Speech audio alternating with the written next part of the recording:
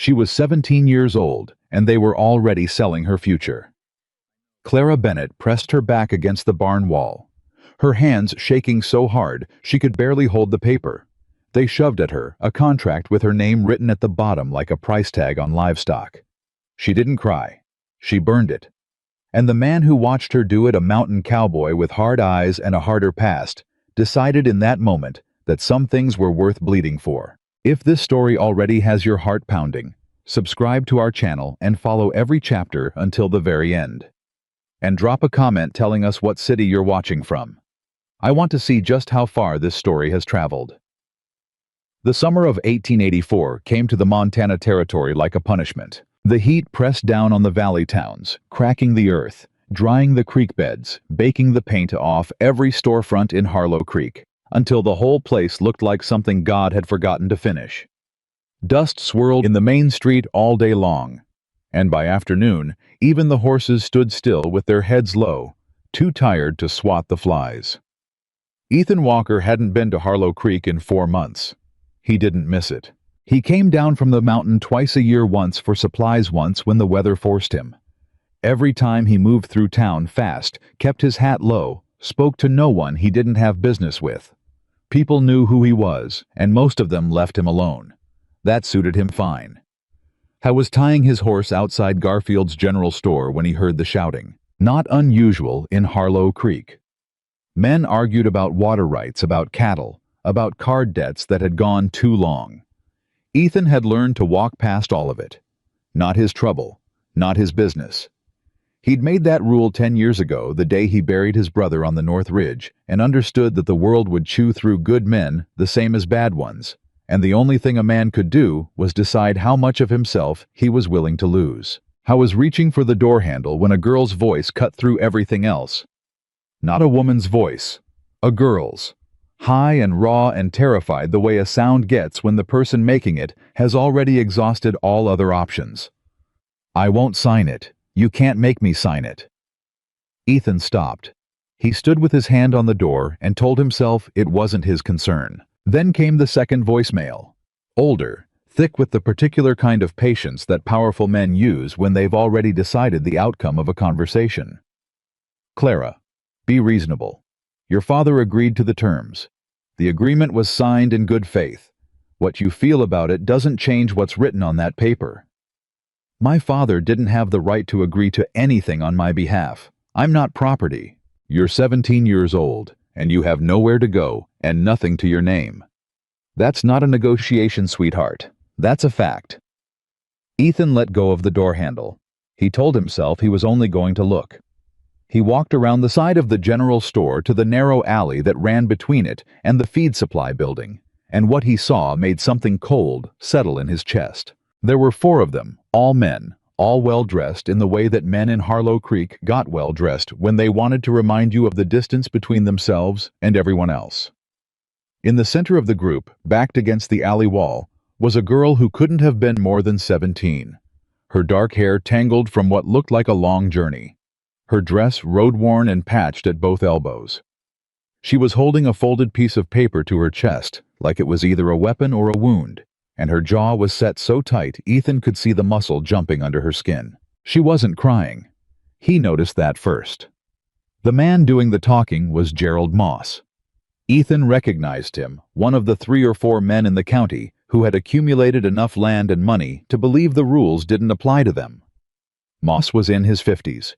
White-haired, carrying himself with the relaxed confidence of a man who had never in his adult life been told no and had it stick. "Give me the paper, Clara," Moss said.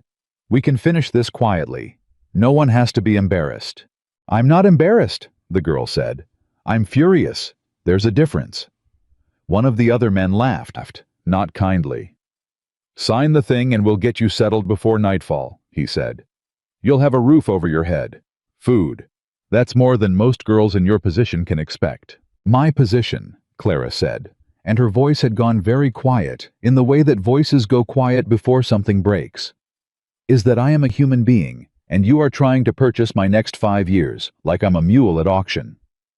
Moss sighed the way men sigh when they've decided that patience has run its course.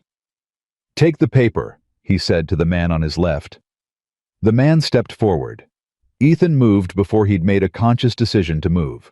He came around the corner into the alley, and he stopped 6 feet from the group, and he said, "I wouldn't." The 4 men turned. Moss looked at him with the mild irritation of a man interrupted during a business transaction. "Walker," he said, "this doesn't concern you." "Maybe not," Ethan said. "But I'd like to hear the lady's position before you make any more decisions on her behalf." "The lady," one of the men said, putting a particular kind of emphasis on the word that made it mean something else entirely, "is a girl with a debt and an agreement she's trying to wriggle out of. This is a private matter." "Don't look very private," Ethan said. He hadn't raised his voice. He hadn't moved his hands toward anything. He was just standing there the way he sometimes stood in the mountains when he came across something uncertain, patient, still giving the other party a chance to reconsider. Clara was looking at him. Not with hope exactly. More like someone who has been surprised by something and isn't yet sure whether to trust it. "What's your name?" Ethan asked her directly. "Clara Bennett," she said. "Miss Bennett." He tipped his hat slightly. "Do you want to sign that paper?" "No," she said. "I do not." "Have you been given time to read it through with your own counsel?" "I haven't been given anything," she said. "I was brought here from Billings on a wagon with 2 of Mr. Moss's men and handed that document when we arrived and told to sign it before supper." Ethan looked at Moss. "Is that right?" Moss's expression had shifted from mild irritation to something cooler. "Walker, I don't know what you think you're doing, but I'd advise you strongly to walk back around that corner and continue on with whatever errand brought you to town. This is a legal agreement between consenting parties." "She just said she doesn't consent." Her father isn't here," Ethan said. "She is." The silence in the alley was the particular kind that comes right before things go wrong. Ethan had stood in enough of those silences to recognize them. His body had already done its calculations. 4 men, none of them wearing guns on their hips, which meant they were the kind of powerful that didn't need guns in the ordinary way of things because they had other instruments. He wasn't worried about a fight. He was worried about what happened after the fight in the courts and the back offices where men like Moss did their real work. The man who had stepped toward Clara stopped. Moss looked at Ethan for a long moment. Then he looked at Clara. "We'll finish this conversation tomorrow," he said to her with the particular tone of a man who has simply decided to reschedule a thing rather than abandon it. "When you've had time to think more clearly." He looked at Ethan one more time, not threatening exactly, more assessing, and then he and his 3 men walked out of the alley and back toward the main street. Ethan watched them go. Clara was still pressed against the wall. She was breathing hard, and now that the men were gone and there was no one to be strong in front of her, hands had started to shake against the paper she was holding. "You all right?" Ethan asked. "No," she said. She looked at him with dark eyes that were exhausted and sharp at the same time. "But I'm not going to fall apart if that's what you're wondering." "Wasn't wondering that," he said. "Most people would be," she said. "Most people look at a girl in my situation and expect tears." "Most people haven't spent enough time in the mountains," Ethan said. "Things that don't cry out are often the things you need to watch most carefully." She stared at him. "That's an unusual thing to say." "Probably," he agreed. He looked at the paper in her hands. "What does it say?" She hesitated. Then she unfolded it and held it out to him, and he stepped forward and took it and read it in the alley's thin shade. It was a labor contract. 5 years of domestic service to Gerald Moss's household in exchange for the settlement of a debt her father had apparently incurred the previous winter, $800 borrowed against a cattle operation that had since failed. The contract transferred her father's obligation to Clara, directly framing her service as voluntary repayment. It was written carefully enough that anyone reading it quickly would see a business arrangement. Anyone reading it slowly would see something else. Ethan folded it and handed it back. "How much do you know about the law?" he asked. "Enough to know this isn't legal," she said. "Debt can't transfer between individuals without consent.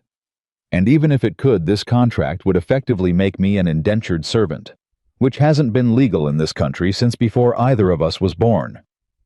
He looked at her with something that was almost surprise. "Where'd you learn that?" "My mother taught school for 12 years before she died," Clara said. "I've read more books than most men in this county, Mr.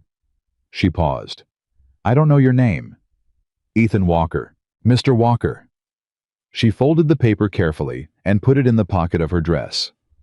"Thank you for what you did, but you should understand Moss isn't going to let this go.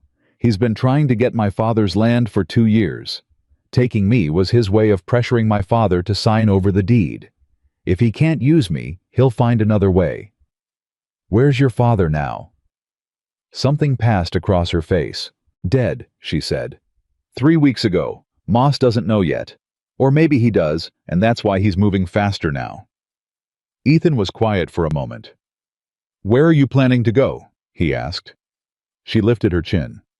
"I haven't decided yet," which meant nowhere. Which meant she was standing in an alley in a town where the most powerful man had just publicly declared an intention to hold her to a contract she hadn't signed, and she had no money, no family, no plan, and a face that was doing everything it could not to show any of that. "I've got a ranch," Ethan said, "up on the North Ridge. It's not much, but it's far enough from town that Moss's men don't make the ride often." Clara looked at him steadily. "Why would you offer that?" "Because you're in trouble, and I've got a place." "That's not an answer, sir," she said. "That's a description. Why would you take that risk? You don't know me." "No," Ethan admitted. "I don't." "Then why?" I thought about it. He thought about saying something simpler, something about Christian duty, or common decency, or the general principle that a man didn't walk away from a young woman backed against a wall by 4 grown men with papers.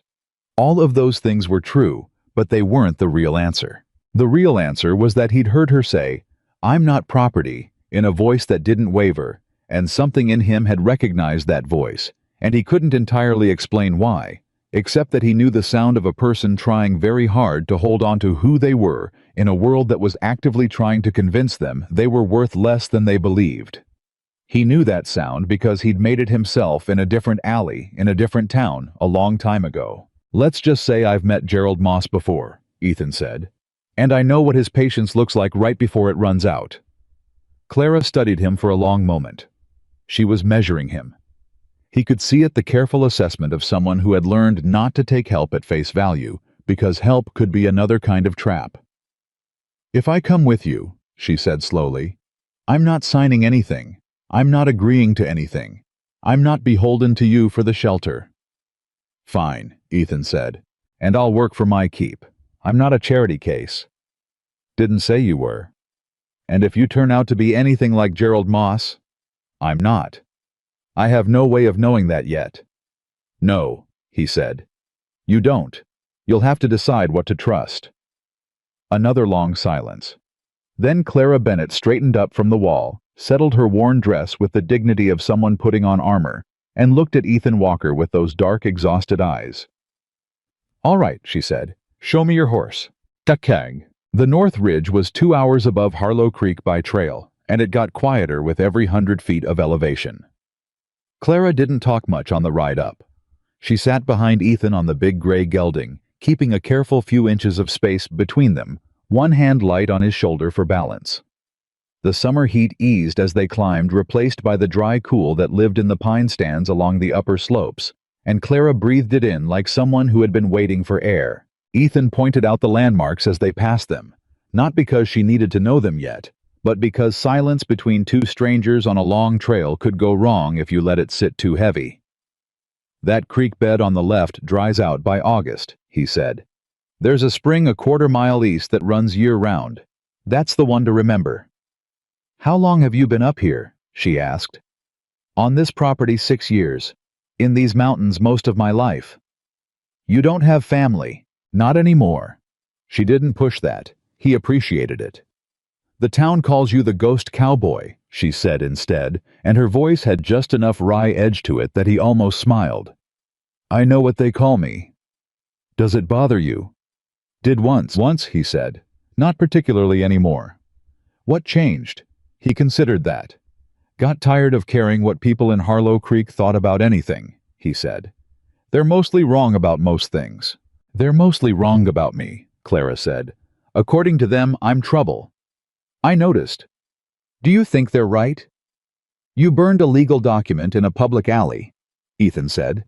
Whether that's trouble or principle probably depends on which side of the thing you're standing on. This time she did laugh, a short, surprised sound like she hadn't expected to, and wasn't entirely sure she should have. The document wasn't valid, she said. I know. I checked. I spent 2 days in the Billings courthouse before Moss's men found me looking at precedent. Debt assignment without formal court order isn't enforceable in Montana territory. A judge would throw that contract out in 10 minutes. Then why not go to a judge? The laugh faded. Because Moss owns the judge, she said quietly. And the sheriff, and the bank, and the paper that prints the news. She paused. And because I'm 17, and my father is dead, and I have no legal advocate, and the 2 lawyers in Billings that I approached both told me they'd rather not take Gerald Moss as an adversary. Ethan was quiet for a moment. So you're not just in trouble, he said. No, she agreed. I'm comprehensively in trouble. The ranch appeared as they came around the last bend on the ridge.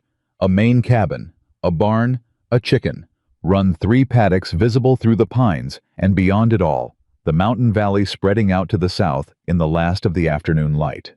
It wasn't grand. It was solid. That was different. Clara slid down from the horse before Ethan could dismount to help her, landed on her feet, and looked at the place with the careful attention of someone cataloging resources. How many horses? She asked. 4, including this one. Chickens? 11. Used to be 14. What happened to the other 3? Winter was hard. She nodded, still looking around. Garden. Back of the cabin. Not much. I'm not a careful farmer. She turned and looked at him as he dismounted. You live here alone? Yes. For 6 years? Yes. That's a lot of work for one person. It is, he said. She looked at the cabin again. He watched her measuring things: the woodpile, the water barrel, the condition of the fence rails. She was doing the same kind of calculation he did whenever he arrived somewhere new. What works? What doesn't? What needs attention? How sustainable is this? All right, she said finally. I can help with the garden, and I can take over the chickens. I know chickens. You grew up on a farm. My father's place, she said.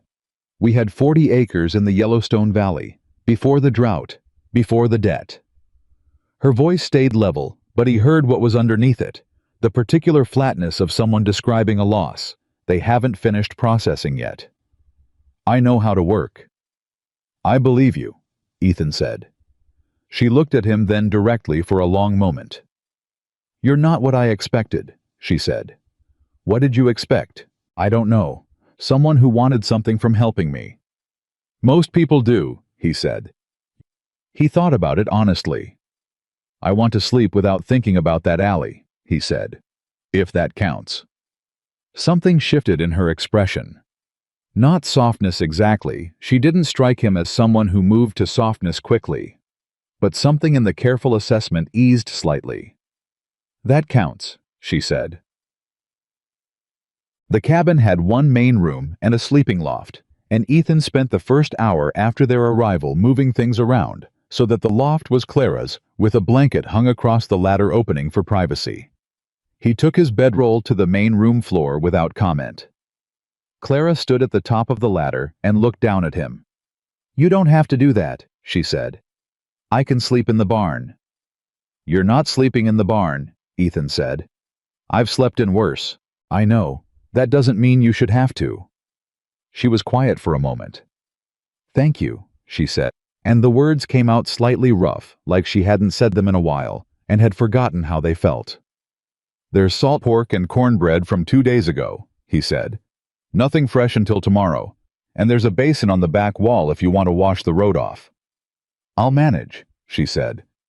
She disappeared behind the blanket. Ethan sat down at the table in the main room and listened to the sounds of the cabin settling into a different shape.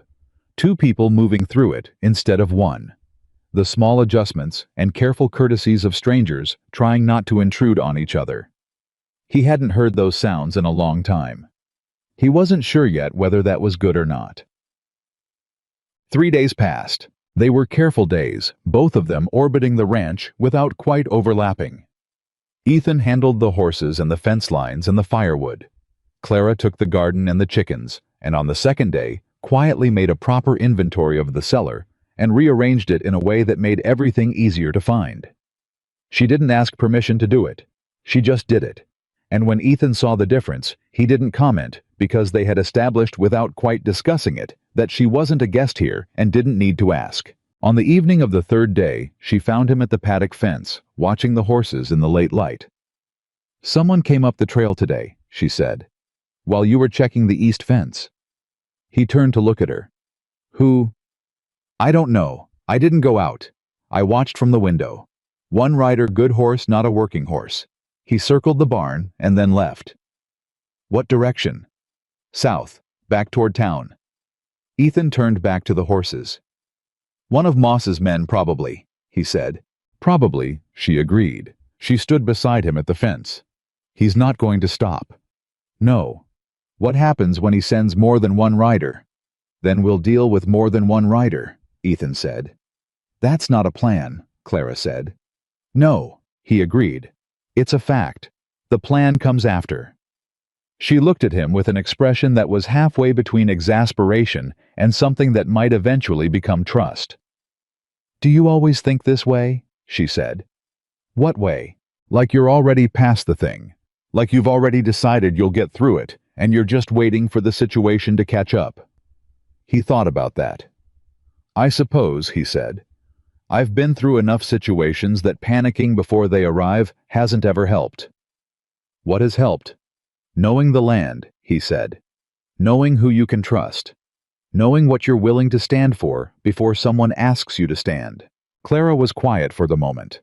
The light was going gold over the mountain's shoulder, and the horses moved slowly through it, and the evening smelled like pine and dry grass and the far-off suggestion of rain. "What are you willing to stand for?" she asked. "When it comes to this?" He looked at her. "That contract was wrong," he said. "What Moss is doing is wrong. The fact that he has the resources to keep doing it doesn't make it less wrong." He paused. "I spent a long time telling myself that other people's wrong wasn't my problem. I'm not sure I believe that anymore." She nodded slowly. "My mother used to say," she said, "a town that stays quiet about its injustices becomes an accomplice to them."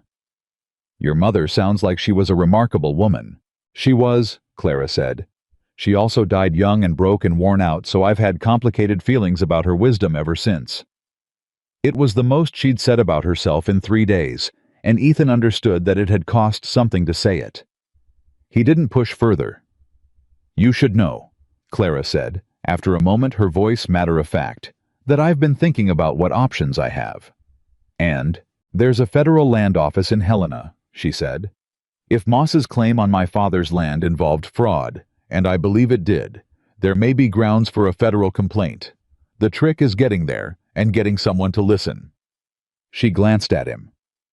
"Also, I found a copy of the original debt agreement in my father's papers. The interest rates Moss charged were usurious, possibly illegally so."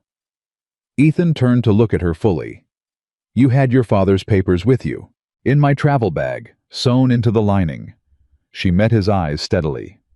"I wasn't sure what would happen when Moss's men picked me up. I wanted to make sure the important things came with me." He stared at her.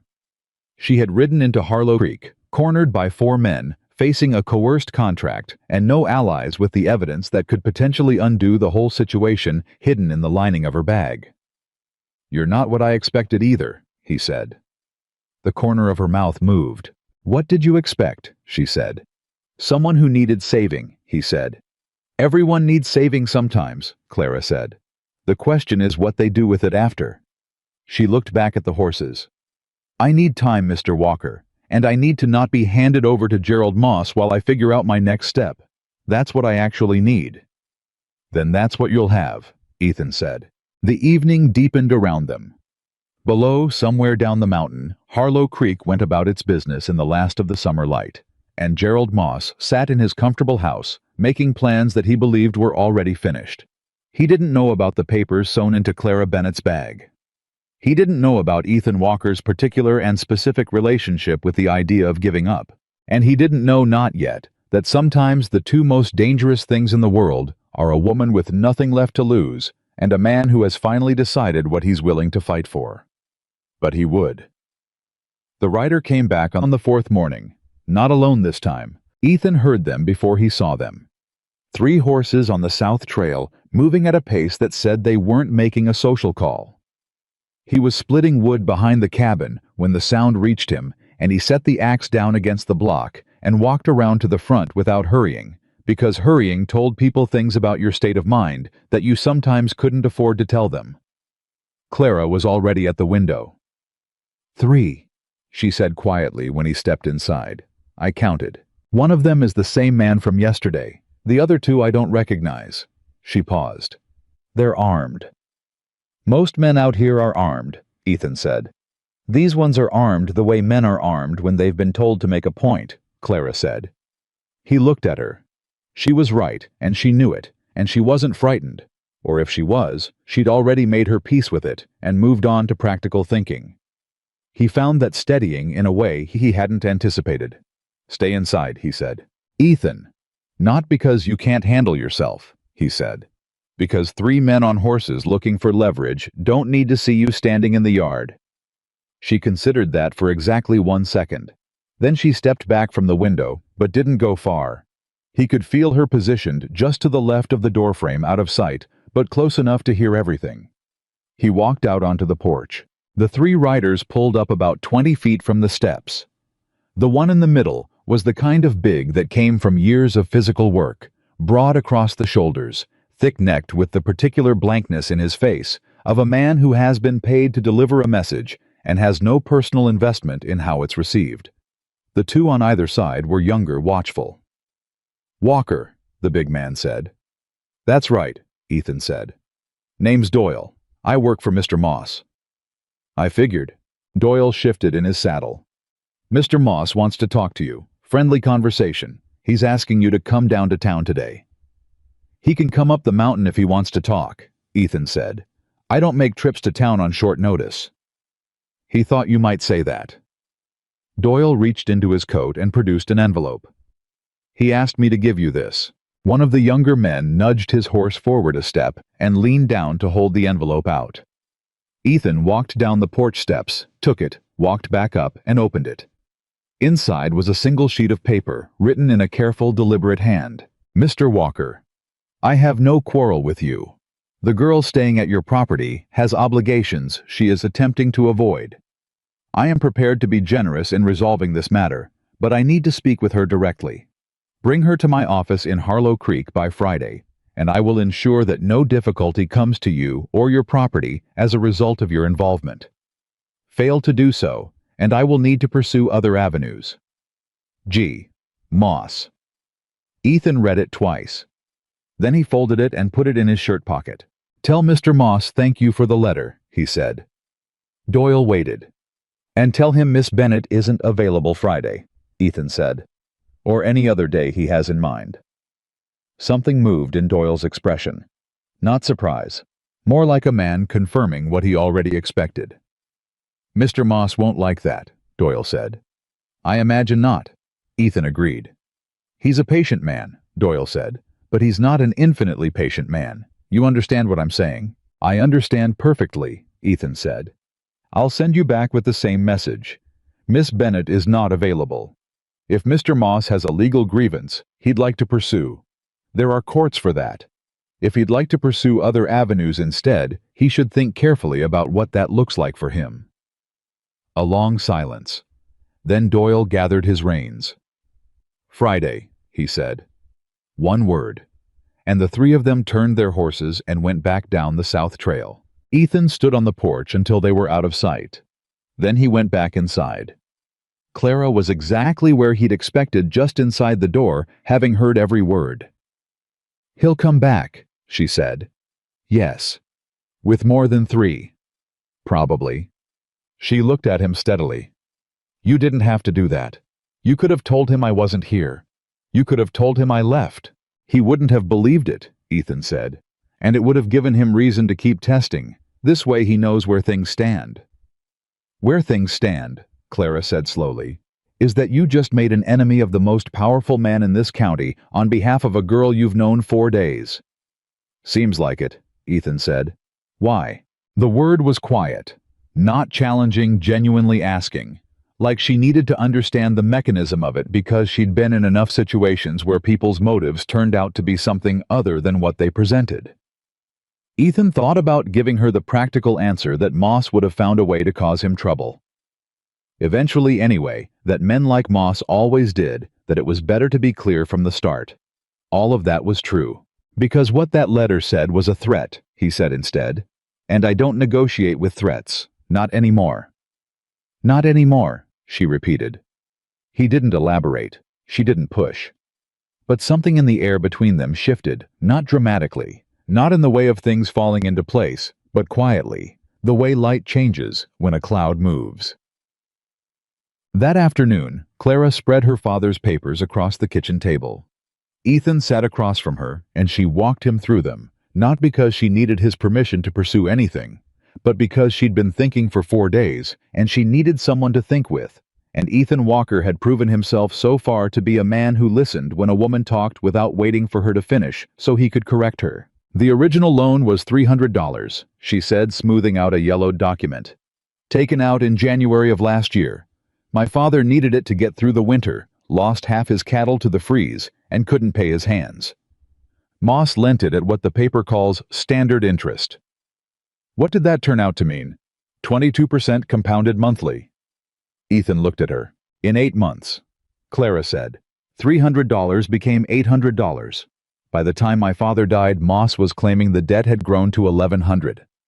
She tapped the document. The maximum legal interest rate in Montana Territory is 12% annually, not monthly, annually. So the contract was built on an illegal debt, Ethan said. The contract was built on a fraudulent calculation of an illegal debt, yes. She set the document down and picked up a second one, older, more worn. And this is the deed to my father's land. 42 acres in the Yellowstone Valley. My father never signed it over to Moss. But Moss's men told me when they came to collect me that the property had already been transferred. She looked at Ethan directly.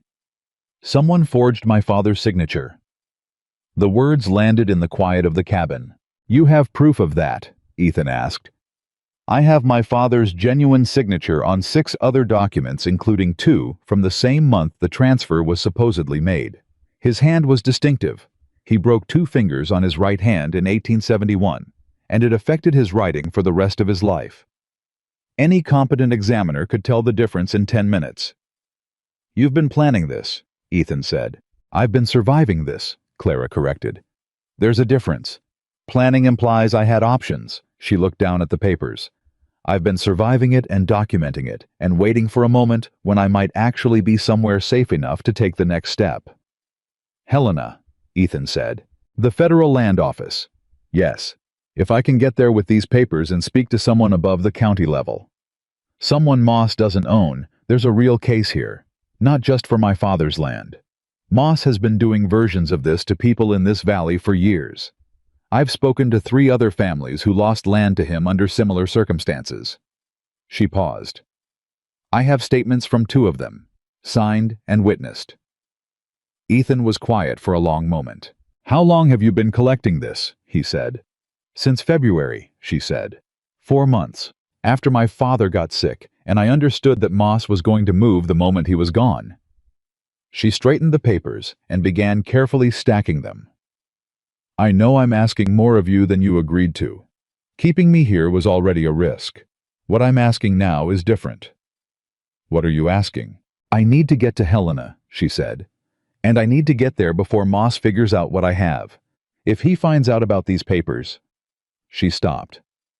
He'll stop being patient, Ethan said. He'll stop being patient, she agreed. He looked at her across the table.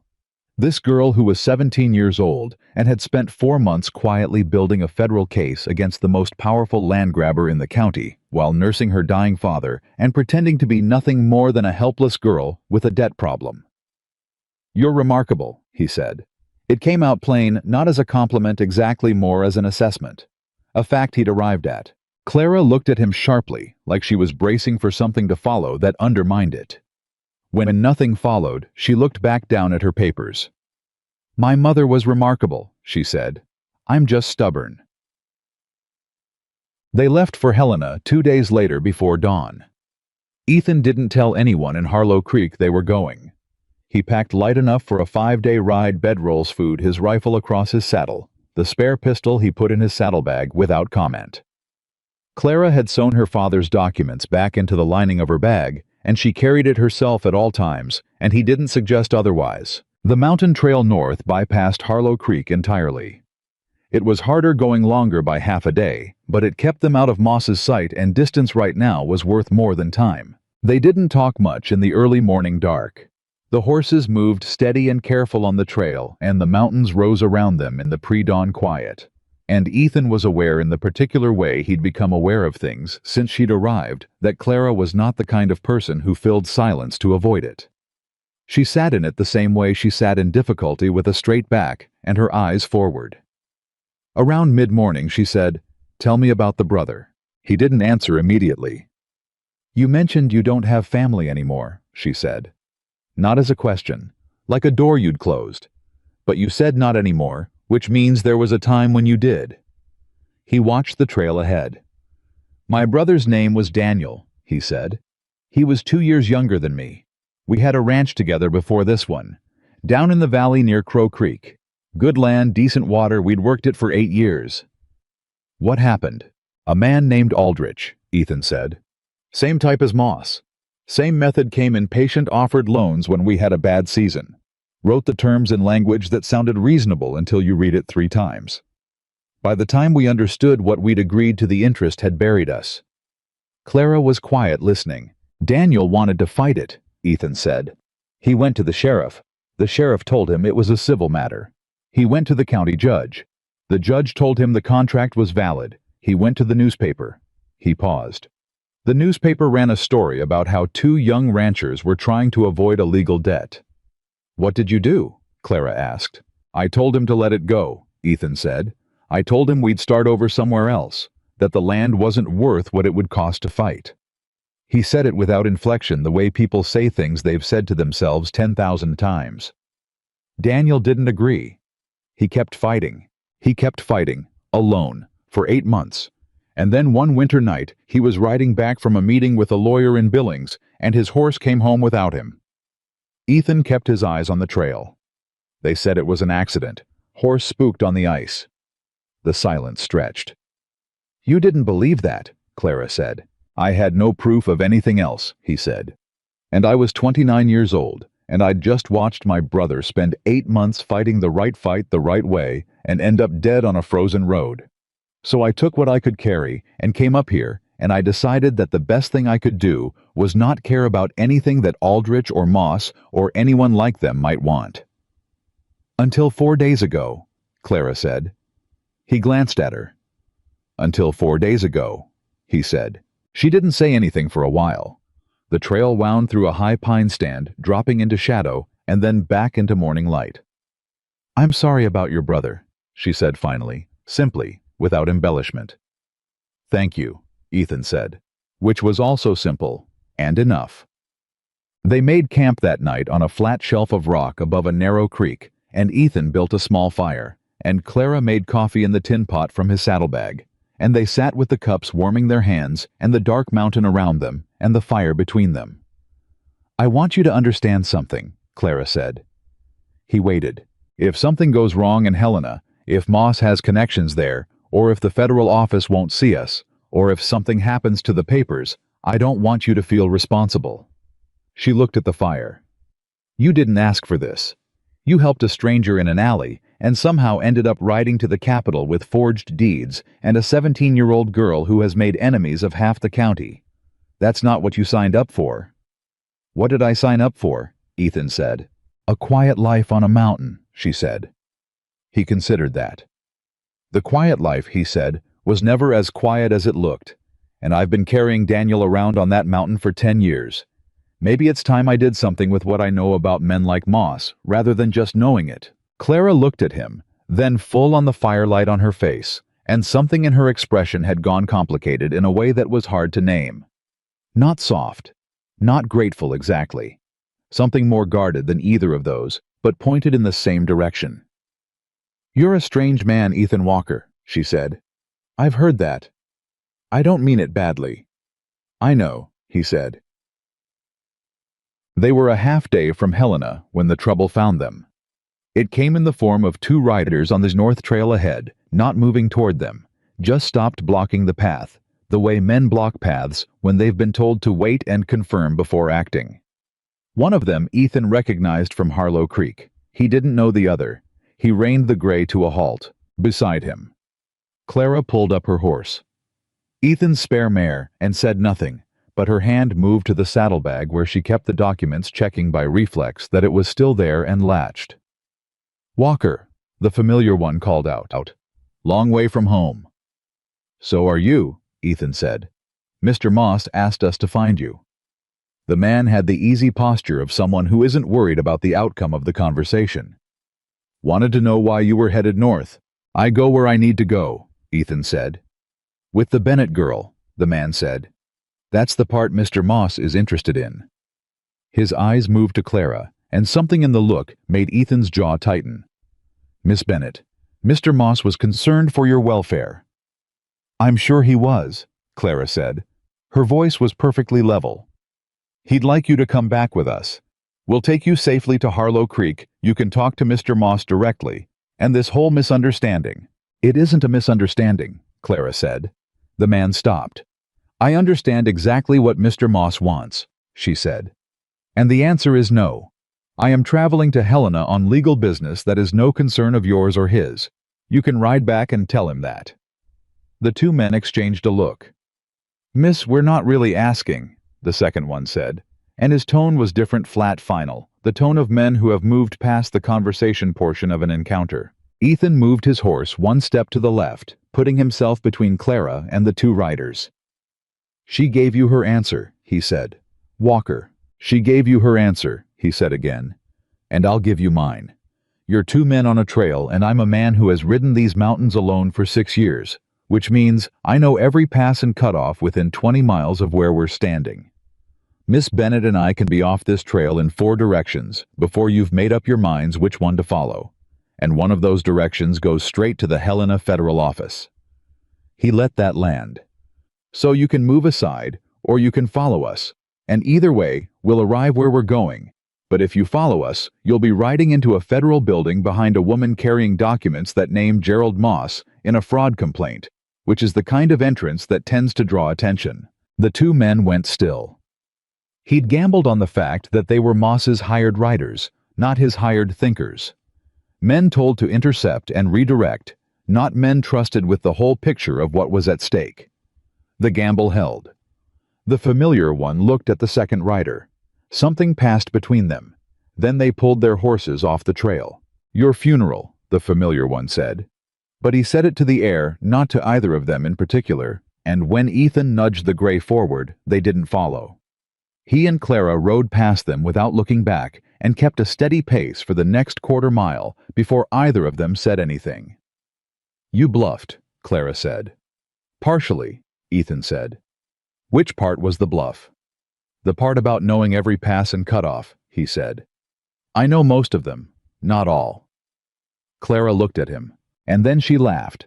Not the short, surprised sound from before, but a full one, real and unguarded, the laugh of someone who has just come through something frightening and found themselves intact on the other side. It was the best Ethan Walker had heard in longer than he could remember, and the fact that it hit him that way was something he filed away carefully in the part of himself he was still trying to understand. Helena rose into view in the late afternoon of the 5th day, and Clara sat up straighter on her horse at the sight of it, not with relief, but with the particular sharpening of attention that comes before you walk into the most important room you've ever entered. "Are you ready?" Ethan asked. "No," she said honestly. "But I'm going in anyway." "That's the only kind of ready that matters," he said. She glanced at him with something quick and unreadable. Then she reached up and pressed her hand briefly against the saddlebag that held her father's papers, a gesture so private he almost looked away. "I need you to know something," she said. She kept her eyes forward on the city below. "Whatever happens in that office, whatever they say, whatever Moss has done to prepare for this, I don't regret coming. I don't regret any of this." Ethan kept his eyes on the trail. "Neither do I," he said. It was the most honest thing he'd said to anyone in 10 years, and it scared him slightly. And he said it anyway, because Clara Bennett was not a woman you lied to, even by omission. And he'd stopped being the man who did that the moment he heard her say, "I'm not property in an alley," and recognized the voice. They rode down into Helena as the sun was going west, and the federal land office was still open. And Clara Bennett walked through those doors with her father's papers in her hands, and her spine straight and her chin level. And Ethan Walker stood just behind her left shoulder and let her lead. Because this was hers. He was just making sure no one tried to take it from her. And in the waiting room, while the clerk went to find the supervisor, and Clara sat at the edge of her chair with her hands folded and her face composed, a man stepped out of the inner office door and looked at the two of them, and his eyes moved from Clara to Ethan, and then back to Clara. And then he said, "Miss Bennett." Clara stood.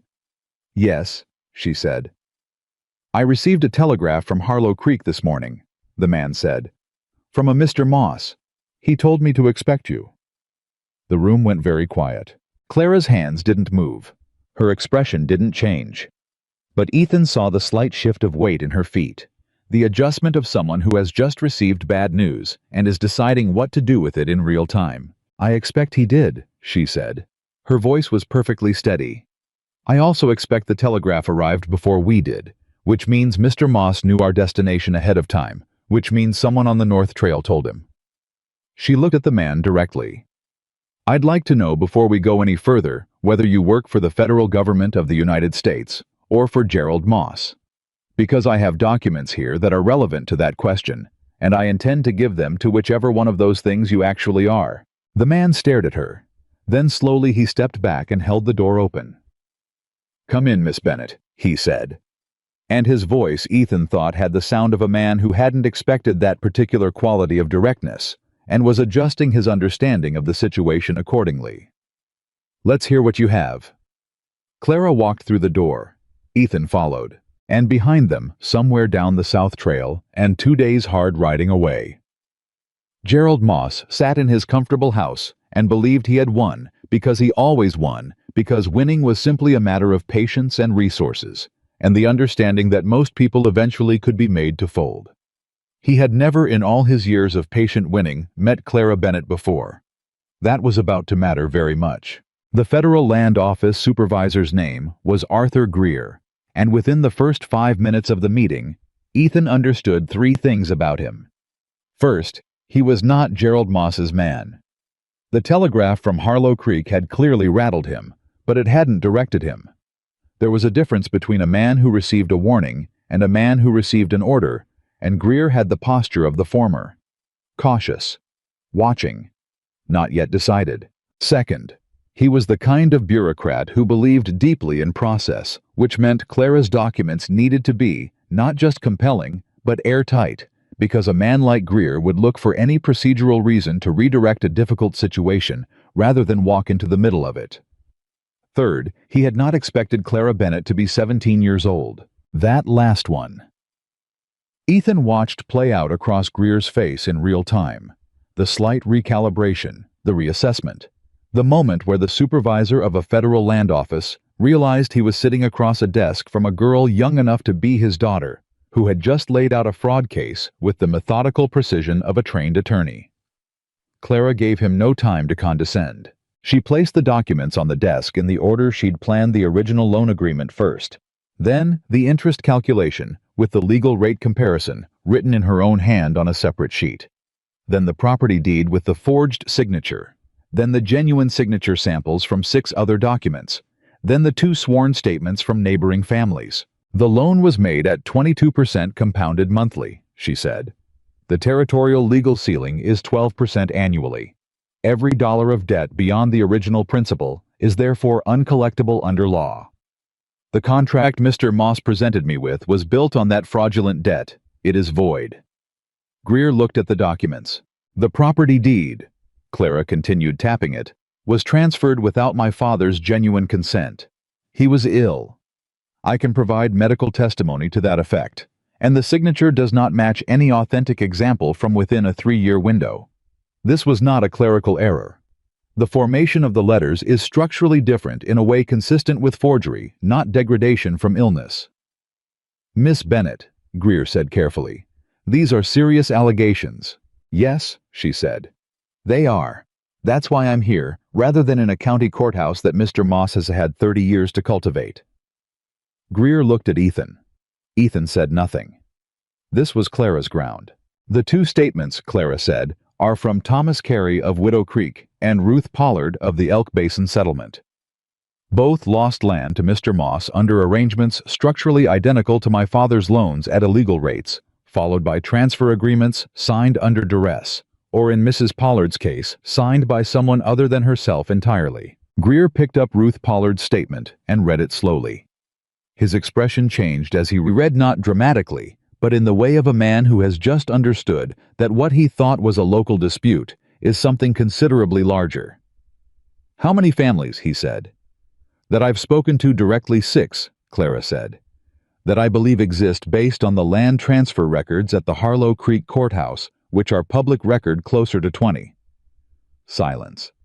Greer set the statement down. Mr. Moss's telegraph this morning, he said, described you as a young woman attempting to avoid a legitimate debt obligation through false claims against a respected county landowner. I imagine it did, Clara said. What does the telegram you received from him say about my father's land? Greer paused. It doesn't mention it. No, Clara said. It wouldn't. Another silence. Longer. I'll need to keep these documents, Greer said, for examination.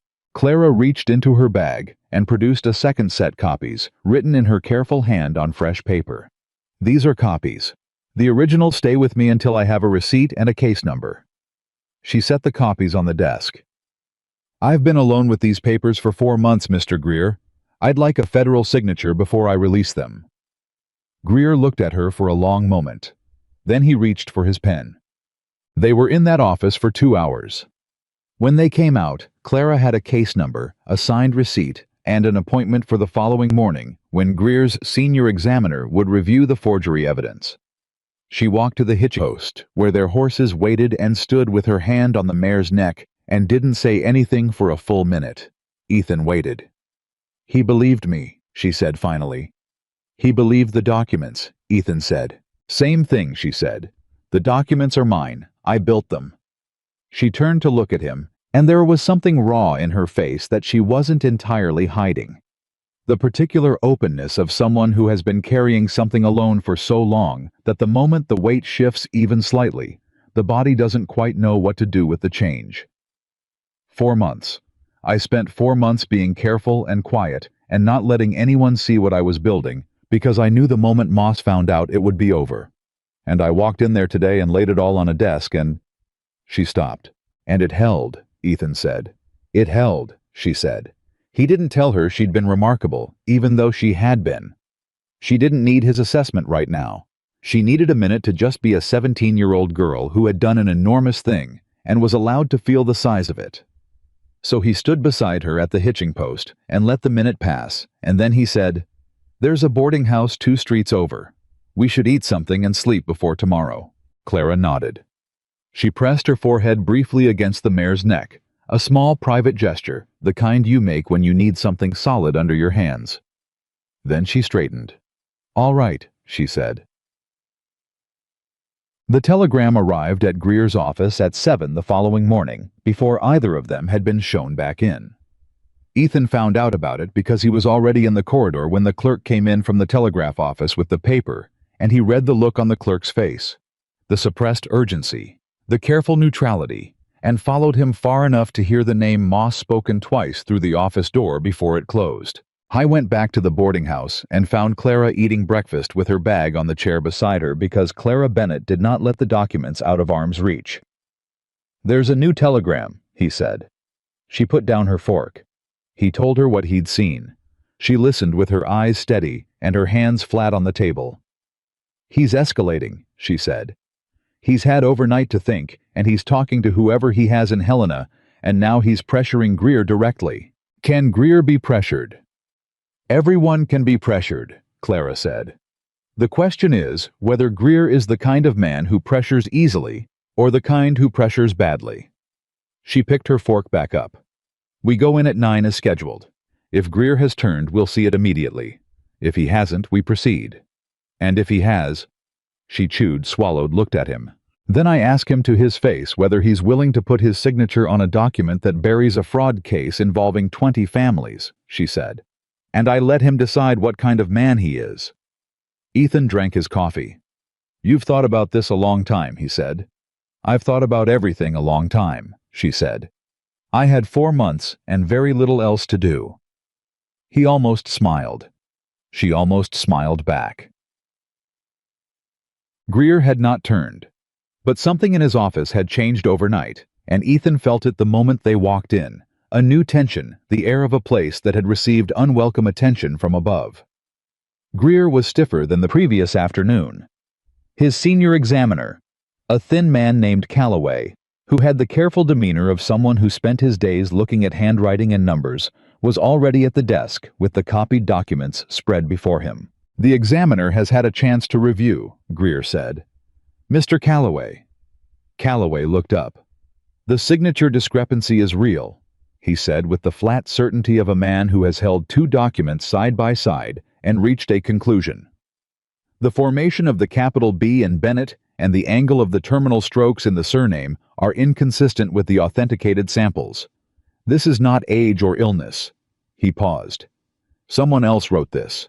Clara let out a breath so small Ethan almost didn't hear it. "I'd like to note," Greer said with the careful tone of a man navigating something he didn't choose, "that I received correspondence this morning suggesting this matter is being handled at the county level, and that federal involvement may be—" He stopped. Tried again. "The correspondence suggested there may be context I'm not yet aware of." "Mr. Greer," Clara said.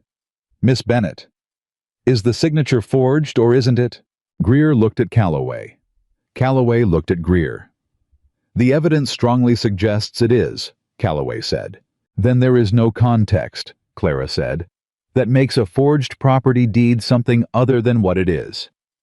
I understand that Mr. Moss has connections in this city, and I understand that those connections are making your morning more difficult than you expected. But you have a federal examiner sitting in front of you who has just told you a man forged a dead farmer's signature to steal his land. That is what is on your desk right now. Everything else is noise." The room held. Greer looked at Clara for a long time. "I'll open a formal investigation," he said. They left Helena at noon. The ride south was different from the ride north, quieter in a different key.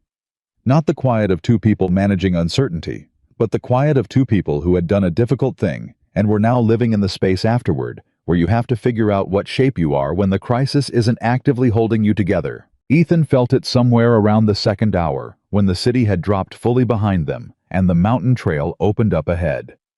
The awareness of Clara, not abstract, not as a problem to be solved or a person to protect, but as a specific, particular presence, riding to his left, her profile steady in the afternoon light. He'd been alone a long time. He knew what alone felt like. He knew the exact texture of it, the specific weight of a cabin with 1 person in it, the way a fire only had 1 side, the way decisions about the next day were made entirely in one head. That texture had changed in the past week.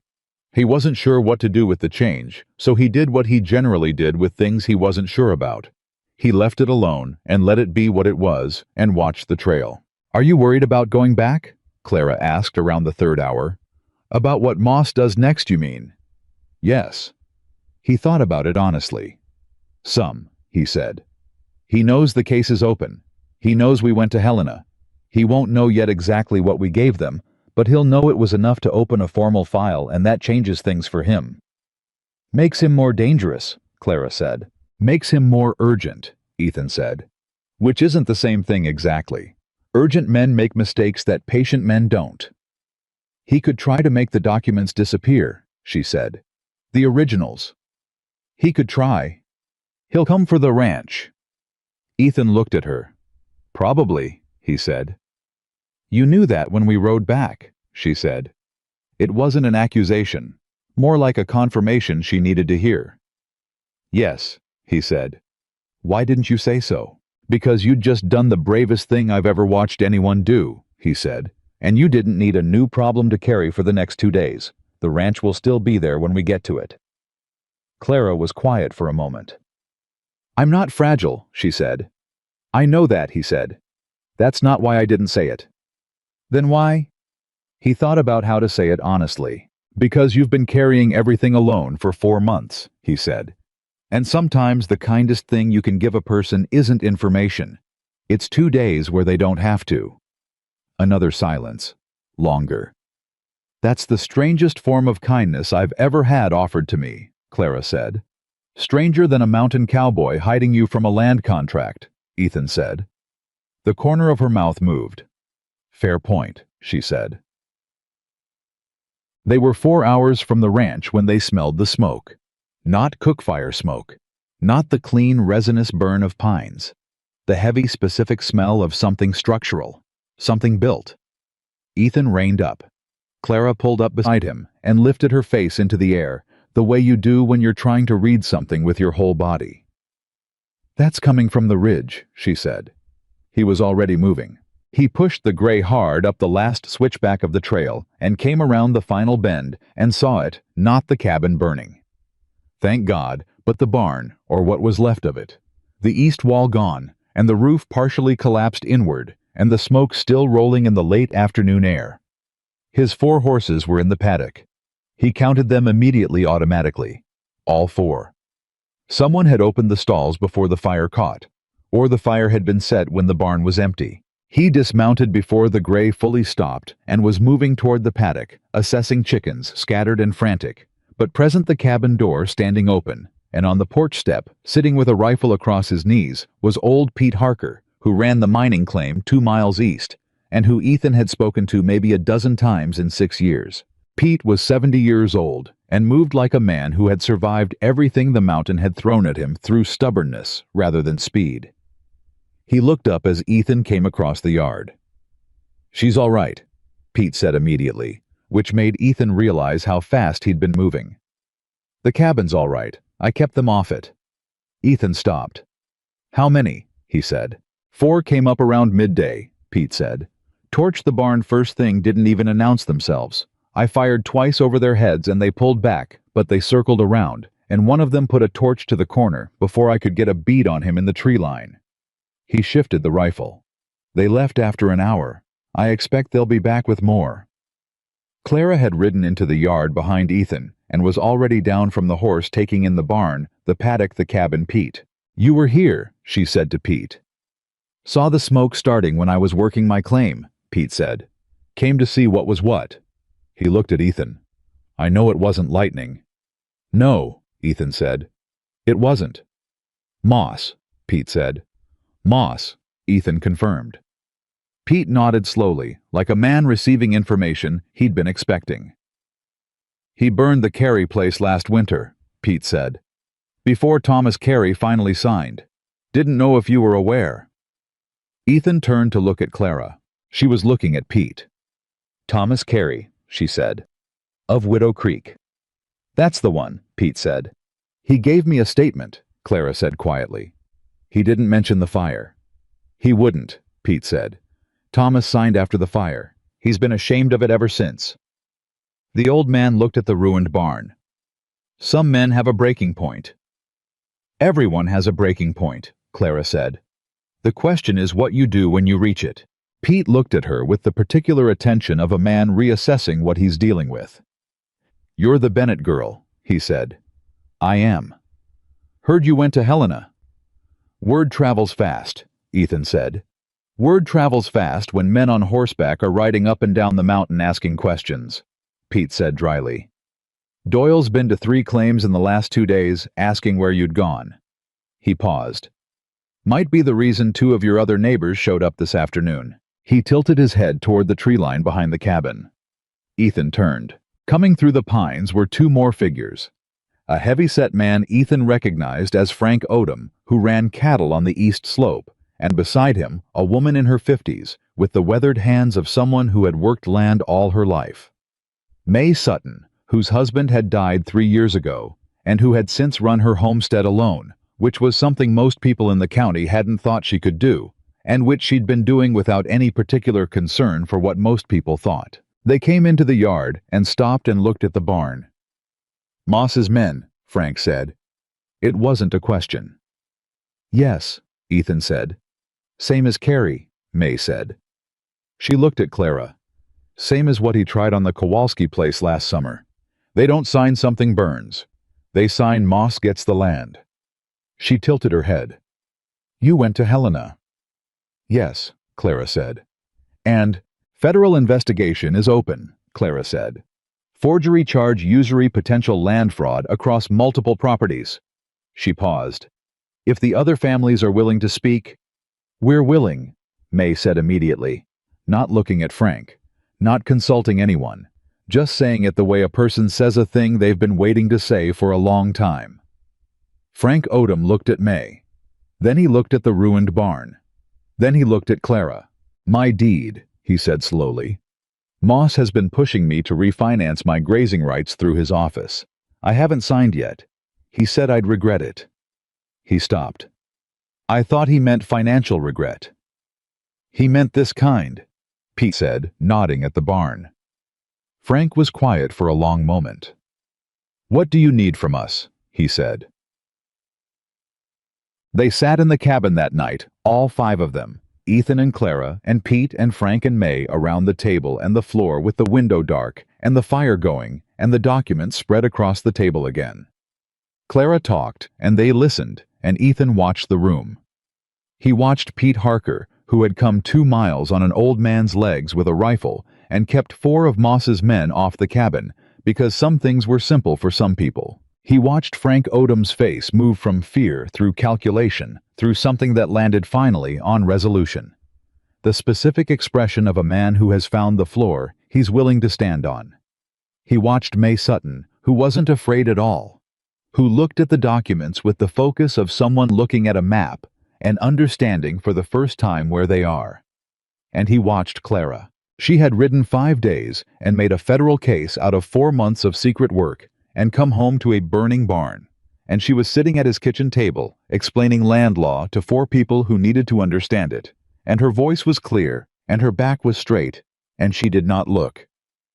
Ethan thought like a girl who needed saving. She looked like a girl who was doing the saving.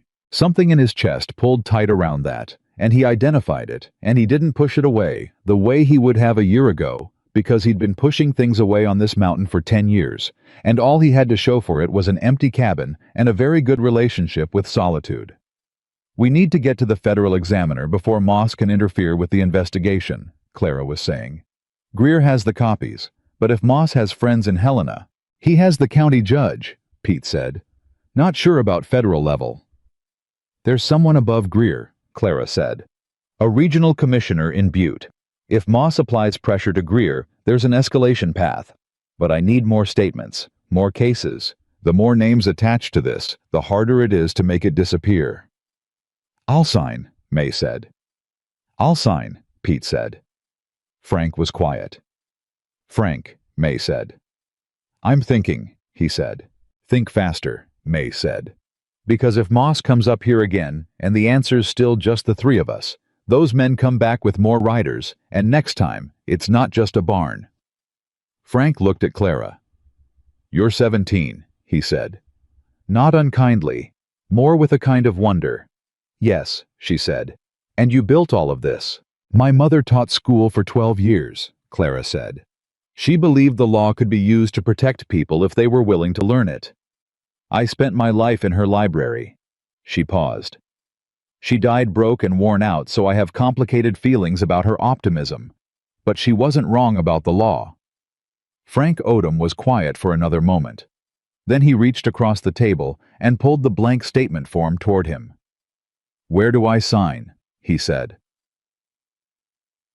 They left Frank and May and Pete just after midnight, and when the cabin door closed, and it was just the two of them in the quiet. Ethan built the fire back up, and Clara sat at the table, and finally, for the first time since they'd seen the smoke on the ridge, she put her face in her hands. Not crying, just stopping. Letting the machinery rest for a moment. Ethan put a cup of coffee in front of her, and sat across the table, and didn't say anything. After a while, she lifted her head. "The barn," she said. "I can rebuild it," he said. "It's my fault." "It's Moss's fault," Ethan said. "Don't carry his choices for him." She looked at the table. "He's going to come here again," she said. "With more men. The investigation buys time, but it doesn't stop him, not immediately. Not before he decides to make things worse." "I know," Ethan said. "And you're still here," she said. He looked at her. "Did you think I wouldn't be?" "I thought." She stopped, tried again. "You could have taken me to Helena and come back and told yourself you'd done the decent thing. The barn is gone. Moss's men know where you live. Staying in this means it gets worse before it gets better, and there's no guarantee of better." "There's rarely a guarantee of better," Ethan said. "Didn't stop being worth doing." She looked at him for a long time. The firelight between them. The mountain quiet outside. "Your brother," she said softly. "Is that what this is?" It wasn't quite right, but it wasn't quite a wrong either. "Maybe some of it," he said honestly. "But not the part that matters most." "What matters most?" He looked at her across the table. This girl with 4 months of carefully built evidence, and a burned barn, and 4 new allies, and a federal case number and eyes that had never once in his presence asked him for something she hadn't also been willing to fight for herself. "You matter most," he said. The words landed between them. Clara looked at him, and for just a moment, the careful, composed surface of her, the armor she'd been wearing since the alley in Harlow Creek, since before that, probably since the world had started telling her she wasn't worth much, and she'd started having to argue with it, shifted. Not gone, not down. But permeable briefly, the way walls get when the person behind them is surprised by something real. "Ethan," she said. And then stopped, because she didn't have the rest of the sentence yet, or she had it and wasn't ready to say it, and that was all right. Some things moved slower than crises. Some things deserved to. "You don't have to say anything," he said. "I know," she said. "I just—" She looked at her hands. "I've been doing everything alone for so long that I've forgotten what it's like when someone means it." "I mean it," he said. She nodded. She believed him. He could see it, the believing. It sat differently on her face than the assessing had, softer at the edges, more still. "Get some sleep," Ethan said quietly. "Tomorrow is going to ask for more from both of us." She stood from the table and picked up her bag, the documents still safe inside, because Clara Bennett never stopped being Clara Bennett, not even at midnight, not even exhausted, and she paused at the foot of the loft ladder. "Ethan," she said. He looked at her. "Thank you," she said. "Not for the barn, or the ride, or any of the specific things. Just for being the kind of man you are." He didn't answer right away, because he wasn't sure he'd been that man for very long, and he wanted to be honest about that. But she was already climbing the ladder, and maybe some answers didn't need to be given immediately, and maybe that was also all right. Outside, the mountain held its ground in the dark, and somewhere down the South Trail, Gerald Moss was learning that a federal investigation had been opened in his name, and that 4 of his county neighbors had signed statements, and that the girl he'd sent men to collect had walked into a federal building and laid 4 months of meticulous work on a supervisor's desk and walked out with a case number. And Ethan Walker sat at his kitchen table and listened to the fire and understood that the calm before the next storm was going to be short. He had never been more certain of anything in his life, and he had never in all the years he'd spent alone on this mountain been less sorry about what was coming. Gerald Moss arrived at the ranch 3 days after the barn burned. Not with Doyle, not with 2 or 3 riders. He came with 7 men, a county sheriff's deputy, and a piece of paper that he held in front of him like a weapon, which was exactly what it was. Ethan heard them on the trail before they cleared the tree line. He'd been hearing things on that trail for 3 days, every shift of wind, every horse on the lower slope. and he'd told Clara 2 days ago that Moss would come himself this time, because men like Moss only sent intermediaries until the intermediaries stopped working. Then they came personally because they believed the force of their own presence could accomplish what hired men could not. "He's here," Clara said from the window. "I know." Ethan stepped onto the porch. He'd left his rifle inside, deliberately. A rifle on the porch told men what you were afraid of. He wasn't afraid, and he wanted Moss to understand that before anyone said a word. The group pulled up in the yard. Moss was in the center, well-dressed, even on horseback, white-haired, the patient expression of a man accustomed to outcomes going his way. The deputy was young, uncomfortable, his eyes moving to the ruined barn and back. "Walker," Moss said. "Moss," Ethan said. "I've come to resolve this matter personally." Moss held up the paper. "This is a county quarter, requiring the surrender of any documents, correspondence or records pertaining to the estate of William Bennett, currently in unlawful possession of his minor daughter, Clara Bennett. The order also directs Miss Bennett to appear before Judge Harlan on Friday for a competency hearing regarding her legal standing to file complaints on behalf of the estate." Ethan looked at the paper. He didn't reach for it. "A competency hearing," he said. "She's 17, Moss said. She has no legal standing to make federal complaints, enter into agreements with government offices, or speak on behalf of her father's estate. She needs a legal guardian. The court has appointed one." "Who?" Ethan said.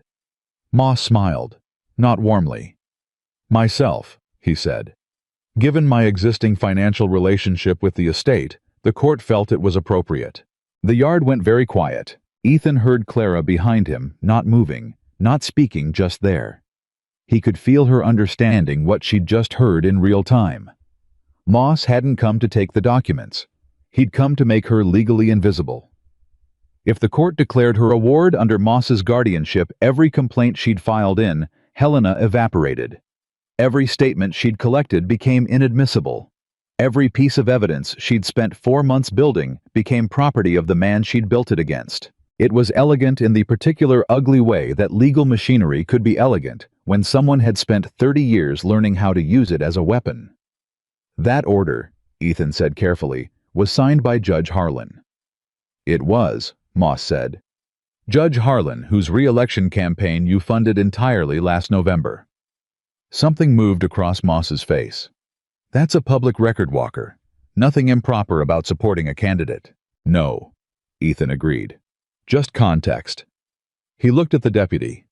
"Son, do you know what's in that order?" The deputy shifted in his saddle.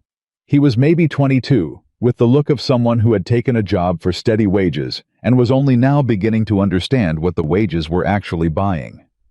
"It's a lawful court order," the deputy said. But he said it to his saddle horn, not to Ethan. "It is," Ethan said. "It's also a document produced by a judge owned by the man who burned my barn last Tuesday." He let that land. "You were there for that part too, deputy, or did you come in after?" "I don't know anything about any barn," the deputy said. "No," Ethan said. "I don't imagine Doyle filed a report." Moss cut in. "This conversation is not productive. Miss Bennett, come out here, please. This doesn't need to be difficult." Silence from inside the cabin. "Clara," Moss said, and his voice had changed, not louder, but harder, underneath the patient's thinning to reveal what was below it. "I am trying to help you. You are a minor child with no family, no money, and no legal standing who has spent 3 weeks making accusations against a respected member of this community. I am offering you a resolution. Come out, and we'll discuss it reasonably." The cabin door opened. Clara stepped onto the porch beside Ethan. She was holding her travel bag.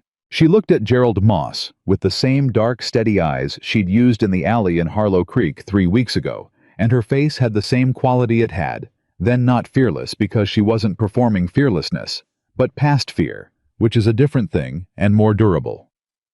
"Mr. Moss," she said, "I'd like to ask you a question." Moss looked at her with the expression of a man managing mild impatience. "Ask," he said. "The deed to my father's land, the one bearing his forged signature, when did you first know it was forged?"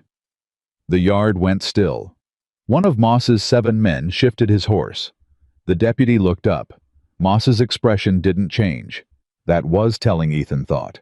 A man genuinely surprised by an accusation reacts. A man who has been anticipating it manages. That's a serious allegation, Moss said. Yes, Clara said. I know. I made it to a federal examiner in Helena 11 days ago, and he agreed. The signature does not match 6 authenticated samples from the same period. The letter formation is structurally inconsistent with my father's documented hand. She paused. A federal investigation is currently open. Case number 184 MT047. You're welcome to verify that. Moss was quiet for exactly 4 seconds. Whatever that office believes they have, he said, is based on the word of a minor child with no legal standing who is currently under my court-ordered guardianship.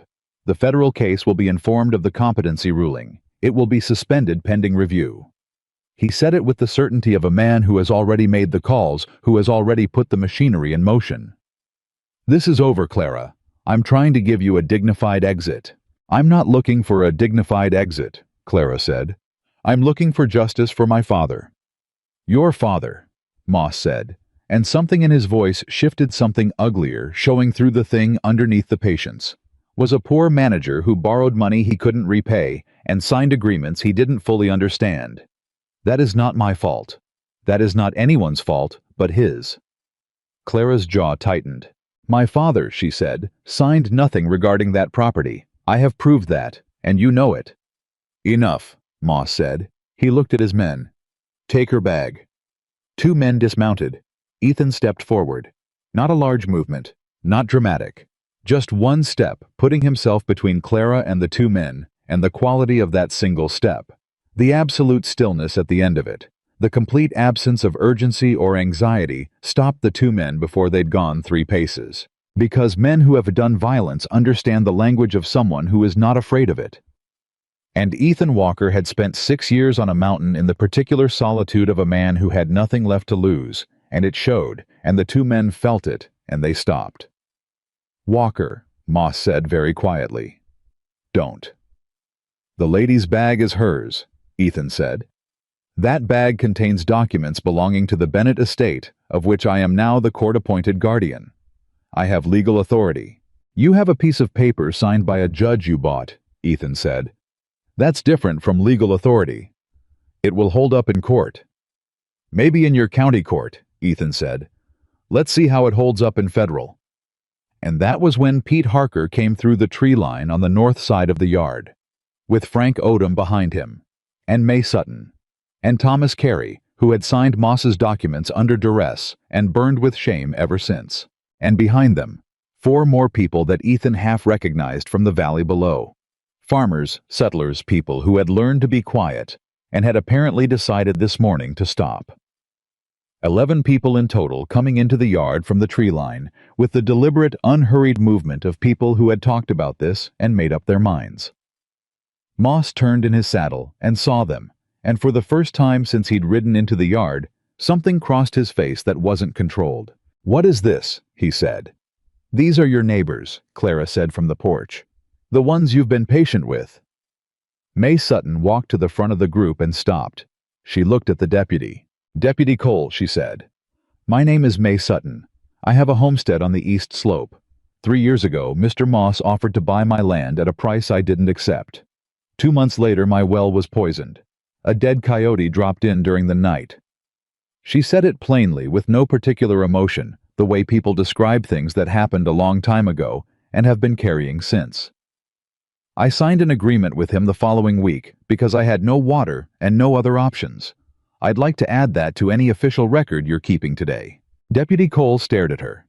Thomas Carey stepped forward. He was a big man, broad, with the kind of face that showed everything. And right now what it showed was shame and determination, fighting each other to a draw. Moss burned my barn, he said. Same as Walker's. I signed after that because I had 4 children, and I couldn't. He stopped. His throat moved. I signed because I was afraid, and I've been afraid ever since, and I'm done with it. The deputy had stopped looking at his saddle horn. He was looking at Thomas Carey, and then at May Sutton, and then at the ruined barn behind Ethan's cabin, and something was moving across his young face, the particular expression of a person whose understanding of a situation is being forcibly revised in real time. "Mr. Moss," the deputy said slowly. "Don't," Moss said.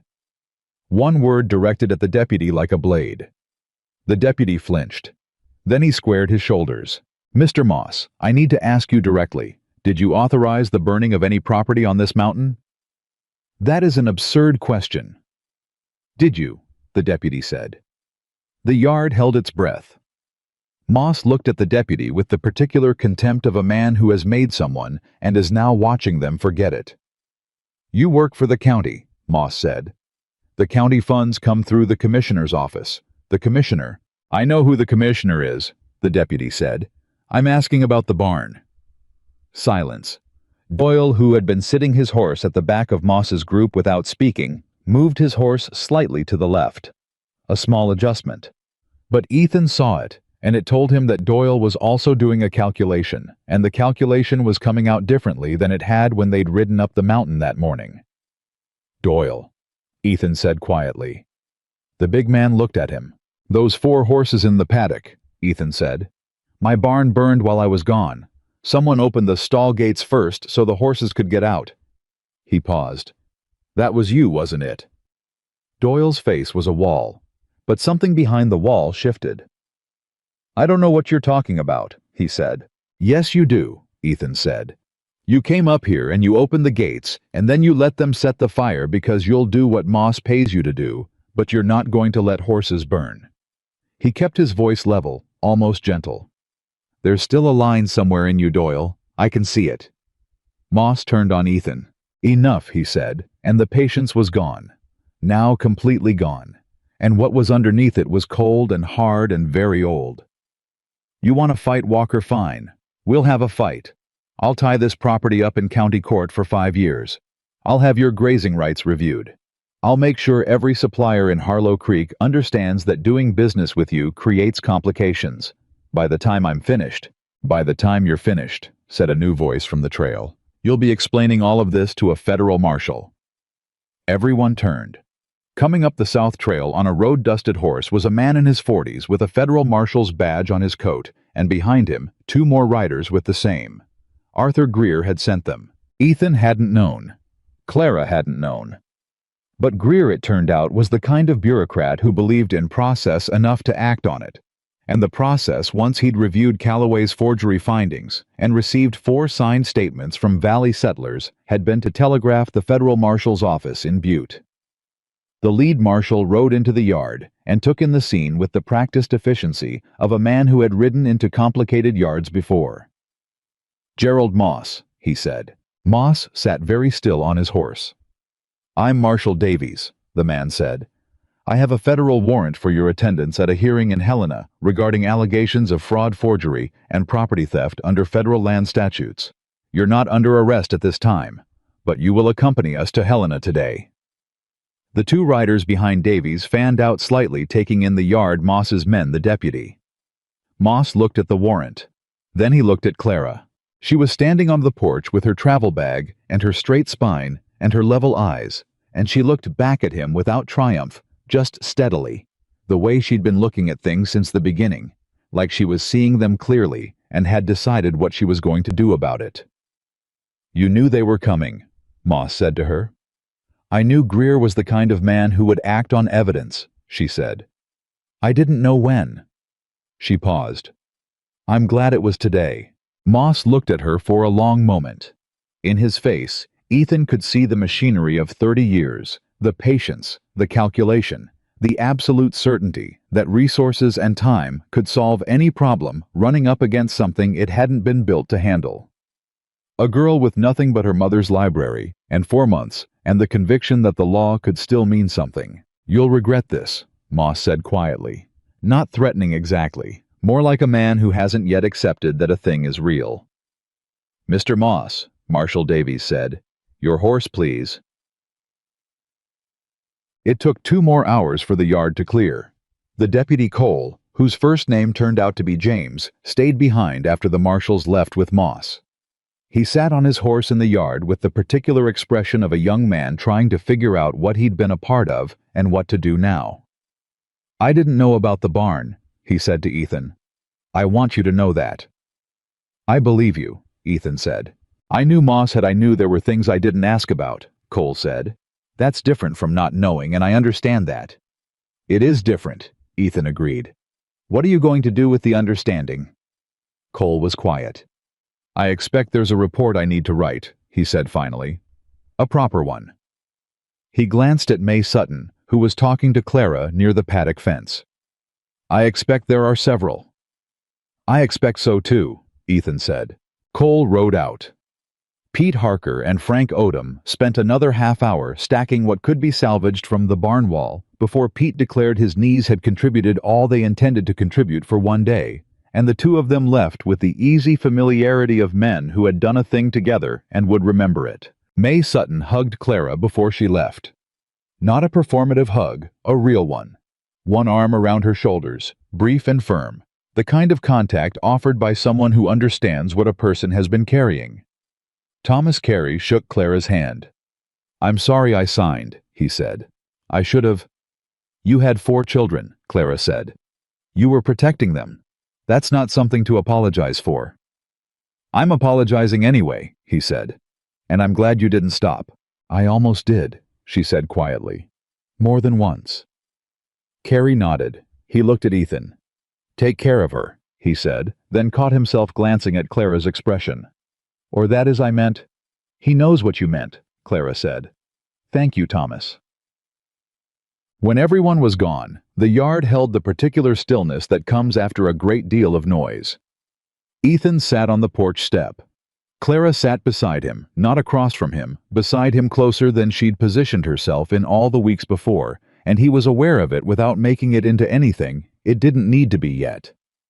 It's not over, she said. No, he agreed. The hearing in Helena. Whatever Moss's lawyers do, the county court situation. He has resources. He'll fight this for a long time. He will, Ethan said. But he's fighting it on federal ground now instead of county ground, and that's different. And he's doing it with 11 names attached to a federal complaint instead of 1. He paused. That's different too. Clara was quiet for a moment. Greer sent the marshals, she said.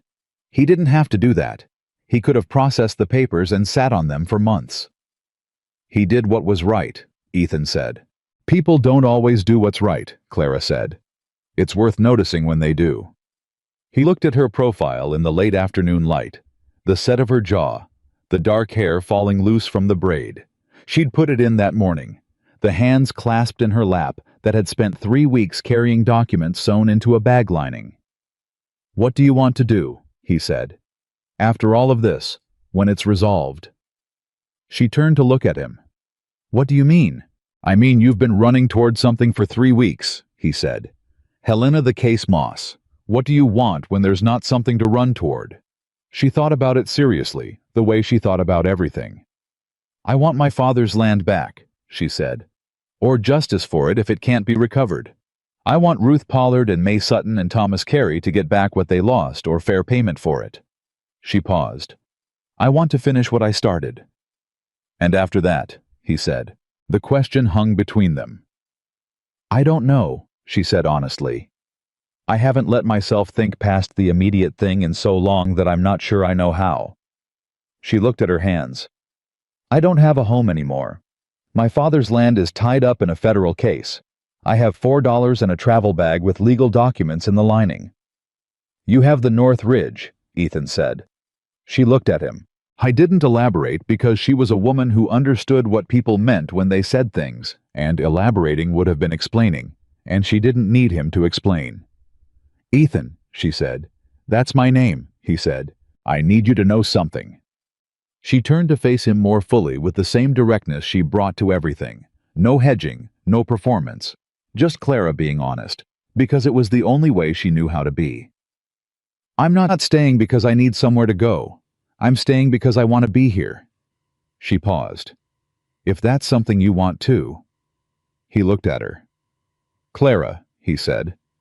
I stepped in front of Gerald Moss and 7 armed men for you this morning. I know, she said. I think I covered that question, he said. Something crossed her face, not the armor dropping, but something moving within it. Warmth, finding a way through the carefully maintained architecture of a person who'd taught herself not to hope too hard for things. "You covered the action," she said. "I wanted the words." He was quiet for a moment. "You make me want to be less afraid of things," he said. "I've been afraid of caring about something and losing it for 10 years. You walked into that alley in Harlow Creek, and you said I am not property, and something in me understood that I had been treating myself like property too. Like something to be managed and protected from its own feelings." He looked at her. "I want you here. Not because you need it. Because I do." The silence after that was the good kind. Clara reached out and put her hand over his where it rested on his knee, not grasping, just resting there. The simple warm weight of contact between two people who have been through something together and come out the other side changed. "The barn needs rebuilding," she said after a moment. "It does," he said. "Pete'll help, I expect. Frank too. Probably. And the chickens got into the garden," she said. "I noticed. That's going to need attention in the morning." "Yes," he said. "So." She kept her hand where it was. "We have things to do." "We do," he said.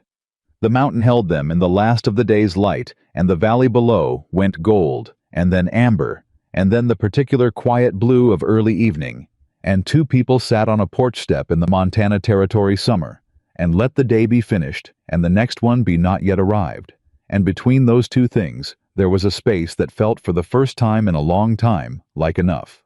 The letter from Helena arrived on a Thursday morning, 6 weeks after the marshals rode Gerald Moss down the South Trail. Pete Harker brought it up from town, because Pete Harker had quietly appointed himself the ranch's connection to the outside world, a role no one had offered him, and he had simply assumed with the particular authority of a 70-year-old man who had decided he was involved in something and intended to stay that way.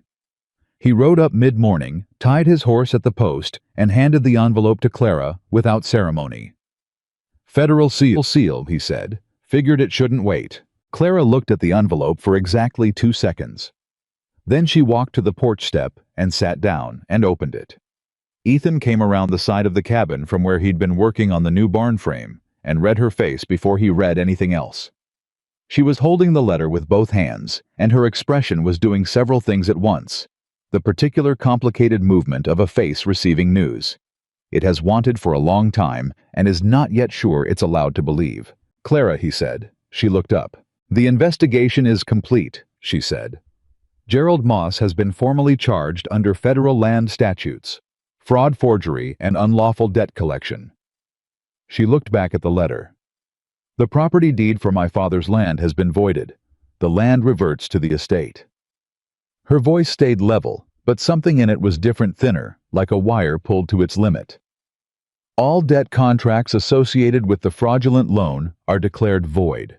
The affected parties—" She stopped. "Read it," Ethan said quietly. "The affected parties, including May Sutton, Thomas Carey, Ruth Pollard, Frank Odom, and 7 additional named settlers, are entitled to petition for restoration of transferred property or financial compensation through the federal restitution process." She folded the letter carefully along its original creases. "It's done," she said. Pete Harker took his hat off and held it against his chest. That was all he did. It was enough. Ethan sat beside Clara on the step. She was not crying. He hadn't expected her to be. But she was very still in the way that people are still when the thing they have been moving toward for a long time has stopped moving and they suddenly have to reckon with the stillness. "Your mother's library," Ethan said. Clara made a sound that was somewhere between a laugh and something that had nothing to do with laughing. "She would have been insufferable about this," Clara said. "She would have said she told me so about the law for the rest of her natural life." She pressed the letter briefly against her chest, flat-palmed, like checking that it was real. "She also would have said I should thank the people who helped me." "You can do that," Ethan said. "I intend to," she said. She looked at Pete. "Starting with you." Pete waved a hand. "Old men need something to do," he said. "You gave me something to do. We're even." The news moved through the valley faster than Ethan would have thought possible for a community that communicated primarily on horseback. By the following morning, May Sutton had sent word that she was coming up Saturday. Thomas Carey sent a note through Pete saying he'd like to bring his family if that was all right. Frank Odom showed up in person on Friday afternoon without any advance warning, which was consistent with everything Ethan knew about Frank, and stood in the yard turning his hat in his hands. "The restitution process," Frank said. "For the grazing rights. You think it's real? You think they'll actually pay?" "I think the federal government moves slow," Clara said. "But I think they move." Frank nodded. He kept turning his hat. "I want to say something," he said. "And I'm not good at saying things, so I'm going to say it badly, and I hope you'll take the meaning rather than the exact words." "Go ahead," Clara said. "When you came up that mountain," Frank said, "you were a girl with a bag and a problem, and most of us figured, well, we figured you'd be gone before long, one way or another." He stopped. "I'm glad you weren't gone, and I'm glad Walker here had the sense to well." He looked at Ethan. "You know what I mean." "I know what you mean," Ethan said. Frank put his hat back on. "Saturday," he said. "I'll bring Margaret's cornbread." He mounted his horse and rode out, and that was the entirety of Frank Odom's speech, and it was, Ethan thought, one of the finest he'd ever heard. Saturday arrived with a clarity that the Montana summer occasionally produced between its punishing heat and its sudden mountain storms, a morning so clean and still that every sound carried, and the air felt like something you could hold. By mid-morning, there were 11 people in the yard and on the porch, and spilling into the space around it. May Sutton brought her eldest daughter, a woman of 30, who had her mother's eyes and her mother's way of cutting straight to what mattered. Thomas Carey brought all 4 children, who immediately found the chicken run and stationed themselves there for the remainder of the morning, with the devoted attention of children who have found chickens. Ruth Pollard, who Ethan was meeting for the first time, despite having heard her name for weeks, was a small woman in her 60s, with the quiet authority of someone who has survived a great deal and chosen deliberately not to be diminished by it. She took Clara's hand when she arrived and held it for a moment. "I didn't think anyone was going to help us," Ruth said. "I want you to know that. I had stopped thinking it." "Someone helped me first," Clara said. She looked Ethan across the yard. "I think that's how it works." Ruth followed her eyes. "Is it settled between you two?" she asked with the forthright curiosity of a woman who had earned the right to ask direct questions. Clara looked back at Ruth. "It's settling," she said. Ruth nodded as though that were exactly the right answer. The afternoon moved at the pace of people who have shared something difficult and have arrived together at the other side of it. Food appeared from various bags and saddlebags. Pete Harker held court near the woodpile, telling a story about a mining claim dispute in 1871 that may or may not have been relevant to the present situation, but that everyone listened to anyway because Pete told it well. Ethan moved through the gathering, doing what he always did in groups, staying at the edges, watching, making sure there was enough of everything without making a production of it. He'd spent 6 years in solitude, and a yard full of people was not his natural element, but he found that this particular yard full of people didn't require him to be something he wasn't, and that was different from every other crowd he could remember. Clara found him near the paddock in the mid-afternoon, standing with his arms on the top rail watching the horses. "You're hiding," she said. "I'm watching the horses," he said. "Those two things aren't mutually exclusive." He smiled. She leaned on the rail beside him. "Ruth asked me if we were settled," she said. "I heard." "You have good ears." "Mountain habit," he said. She was quiet for a moment. "What did you hear me say?" she asked. "That it's settling," he said. She nodded, looking at the horses. "Is that all right?" she said. "That I said settling instead of settled?" He thought about it. "Settling is honest," he said. "Settled implies something stopped moving. I don't think this—" He gestured vaguely, meaning both of them and the space between them and everything that had happened to get here has stopped moving. "No," she agreed. "It hasn't." He looked at her profile. She was watching the horses with the same attention she gave everything, the same quality of being fully present in the thing she was doing. "I've been thinking about your father's land," he said. She turned. What about it? It reverts to the estate, he said. Which means it's yours. 42 acres in the Yellowstone Valley. Good land, you said. Good land, she confirmed carefully. You could go back, he said. Start over there. It's what your father built. She was quiet for a long moment, reading him. Is that what you want? She said. I want what's right for you, he said. That's not what I asked. He looked at her. No, he said. It's not what I want. Then say that, she said. Simply, directly. Clara Bennett in the absolute essence of herself. I don't want you to go to the Yellowstone Valley, he said. I want you to stay on this mountain. I want to rebuild that barn and fix the east fence line and plant a proper garden next spring and argue about the chickens with you until I'm too old to argue about anything. He paused. I want to marry you if you'll have me. When you're ready. Which doesn't have to be now. She looked at him. He looked back. You're asking me, she said, while we're standing at a paddock fence with 11 people 40 feet behind us. The moment presented itself, he said. Her mouth curved. I'll have you, she said. When I'm ready. She turned back to the horses.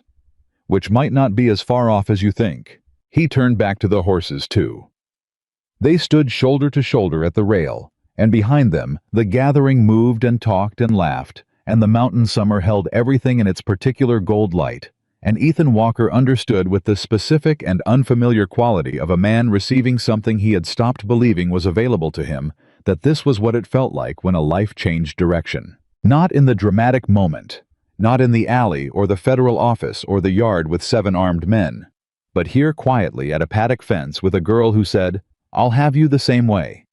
She said everything directly without ornamentation, meaning exactly what she said. 3 weeks later, the trouble came back. Not Moss was in Helena facing federal proceedings that his lawyers were making very expensive and very slow, but that they were not winning. The trouble came in a different shape. It came in the form of a man named Aldrich. Ethan heard the name from Pete Harker, who heard it from the Harlow Creek postmaster, who heard it from a freighter passing through from the south. Henry Aldrich, the same. Henry Aldrich, who had run the same scheme in Crow Creek a decade earlier. The same man whose patience and resources had buried Ethan's brother had purchased Moss's remaining county contracts at a steep discount while Moss was occupied with federal proceedings, which meant he now had a financial interest in 12 land arrangements in the valley, which meant he was coming. Pete told Ethan on a Wednesday morning, and Ethan stood in the yard and received the information with a stillness that Pete recognized as something other than calm. You know him, Pete said. I know him, Ethan said. How bad? Ethan looked at the rebuilt barn frame, 2 weeks of work, his and Frank's and Pete's, standing solid in the summer light. Bad, he said. I went inside and told Clara. She was at the table with the restitution paperwork that the federal office had sent, working through the language with the focused attention she brought to documents. She listened to everything Ethan said without interrupting. When he finished, she set down her pen. He bought the contracts, she said. Yes. To do what Moss's scheme is exposed. The federal case is open. The same methods. Aldrich isn't Moss, Ethan said. Moss was patient. Aldrich is... He stopped finding the word. Aldrich is efficient. He doesn't want the land for its own sake. He wants the leverage. He buys the debt, he calls it in, and if people can't pay, he takes what they have and moves on. He doesn't build a county empire. He strips it and leaves. Clara watched him. And your brother, she said quietly. Daniel wouldn't let it go, Ethan said. And Aldrich? He said it flat. No drama, just the fact of it. Aldrich doesn't leave loose ends. You think he'd come after you specifically? I think when he finds out what happened to Moss's operation, that a mountain cowboy and a 17-year-old girl pulled it apart from the inside, yes. I think he comes after us specifically. Clara was quiet for a moment. Then she picked her pen back up. How long do we have? She said. Pete thinks he's already in the county, maybe a week before he makes contact. Then we have a week, she said. He stared at her. You're not...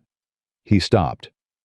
Clara, We have the federal connection now, she said, not looking up from the page. We have Greer and Marshall Davies and a case number and 11 names. Aldrich is coming into a situation that is nothing like the one he's used to operating in. She dipped the pen. And he's coming after someone who burned his operation to the ground in Crow Creek once without even knowing she existed. She looked up. Write to Davies today. Tell him Aldrich's name and what he does and what connection he had to your brother. That goes into the federal file immediately. Clara. And then ride to Mays and Frank's and tell them. They deserve to know what's coming. She held his eyes. We don't hide from this, Ethan. We faced Moss. We face this. He looked at her for a long moment. You're not afraid, he said. I'm terrified, she said. But we've established that those are different things. He sat down across from her at the table. You know what scared me most, he said. When Pete said Aldrich's name. What? That I'd lose you, he said. Not the ranch, not the land, you. She set the pen down. Then we make sure you don't, she said. That's what people do when they have something worth keeping. They fight for it. She reached across the table and put her hand briefly over his, the same gesture from the porch step, that simple warm weight. Write to Davies. I'll draft the statement. He nodded. He picked up his pen. Marshall Davies' response came in 4 days. It arrived not as a letter, but as a rider, a deputy out of the Butte office, a woman in her 30s named Hargrove, who rode like she'd been born on a horse, and who handed the communication directly to Clara with the particular professional courtesy of someone treating her as the correspondent of record, which she was. The marshal wants you to know, Deputy Hargrove said, that Henry Aldrich is already known to the federal office. He's been operating in Wyoming and Idaho under different names. There's a pattern. She paused. There's also a warrant. It was issued last year, but Aldrich has been difficult to locate. He's in this county, Clara said. We know, Hargrove said. We've been behind him by about 10 days. Your letter helped us close that. She looked at Ethan. Marshall Davies asks that you not engage directly with Aldrich. If he makes contact, send word immediately. And if he doesn't wait for us to send word, Ethan said. Hargrove looked at him with the expression of a person who has thought about this and made peace with what it implies. Then you do what you need to do, she said, and send word after. She stayed the night, Clara insisted, and left the following morning before dawn riding south. They didn't have to wait long. Aldrich came on a Friday, and he came alone, which was either confidence or intelligence or both. He was smaller than Ethan remembered. Or maybe it was that Ethan was different from the 29-year-old who had last stood in the same space as this man. Aldrich was 50 now, thin with a face that had gone angular with age, and eyes that did their work before the rest of him committed to anything. He rode into the yard, and stopped and looked at the rebuilt barn frame and the cabin and the paddock, and then he looked at Ethan on the porch, and Clara standing in the doorway behind him, and he didn't say anything for a moment. Walker, he said finally. Aldrich, Ethan said. It's been a long time. Not long enough, Ethan said. Aldrich looked at him with something that might have been respect if it had any warmth in it. I heard what you did to Moss's operation, he said. Impressive, especially the girl. His eyes moved to Clara. She yours? I'm my own, Clara said from the doorway. Aldrich almost smiled. I'm not here to cause trouble, he said. Men who aren't here to cause trouble don't generally need to say so, Ethan said. Fair, Aldrich said. Then I'll be direct. I have purchased Moss's remaining contracts. Several of those contracts involve properties in this valley. I intend to collect on them. I'm informing you as a professional courtesy. You and I have history, and I'd prefer we handle this as two grown men rather than... He paused, looking at Clara again. Rather than however Moss handled it. You intend to collect on fraudulent debt, Clara said. Debt that a federal investigation has already identified as illegally structured. Aldrich looked at her with that almost smile again. The federal investigation concerns Moss's conduct, he said. I purchased the contracts in good faith from a third party. My conduct is separate. Your conduct, Clara said, is the purchase of instruments you knew to be fraudulent, Because you're the one who taught Moss the method." She stepped out of the doorway onto the porch. Daniel Walker, Crow Creek, 1874. The almost smile went away. For the first time since he'd ridden into the yard, something moved in Aldrich's face that wasn't controlled. "That was an accident," he said.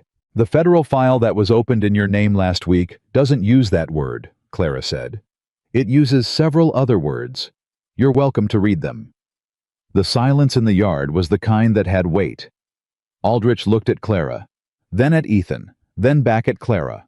"You're 17 years old," he said. "Yes," she said. "I am. And I have a federal case number, 4 months of documented evidence, 11 signed statements, and a deputy marshal who slept in our guest loft 4 days ago." She met his eyes without moving. "You came to this valley because you thought you were buying into a situation that was already broken. You weren't. You bought into the end of it." Aldrich was quiet for a very long moment. Then he looked at Ethan. "Your brother," he said. And there was something in how he said it, not an apology. Aldrich didn't do apologies, but something that acknowledged the word meant something. An old man's recognition of a thing he'd done. Ethan looked back at him. "Ride out," Ethan said, "and don't come back to this valley. And if I don't, then the deputy marshal who slept in our guest loft comes back with the warrant that already has your name on it," Ethan said. "And you spend your remaining professional years explaining Crow Creek to a federal judge." Another long silence. Aldrich gathered his reins.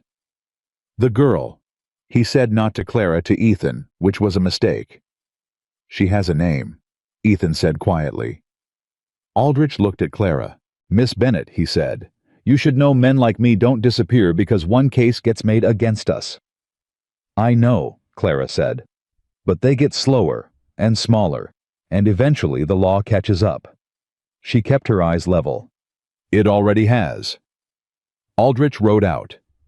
They watched him go until the south trail took him around the bend and the sound of his horse faded into the mountain quiet. Then Clara put her hand on Ethan's arm, not gripping, just resting, and they stood there in the yard in the summer light until the last of the sound was gone. "Do you believe he'll go?" she said.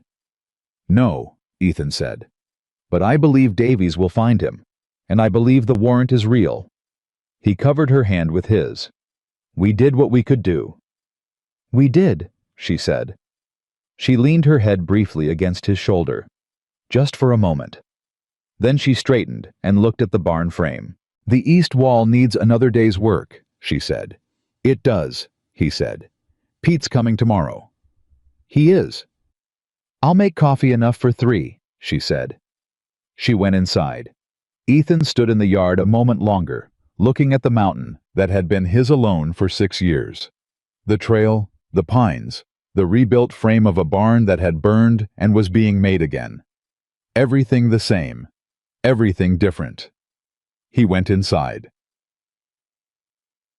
The federal proceedings against Gerald Moss concluded in November.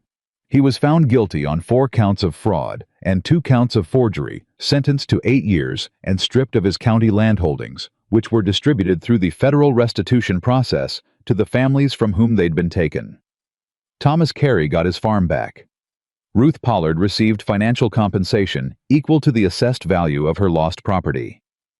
Maisie Sutton's contested grazing rights were restored in full. Henry Aldrich was arrested in Wyoming in October on the existing federal warrant, with Clara Bennett's supplemental statement attached to the file.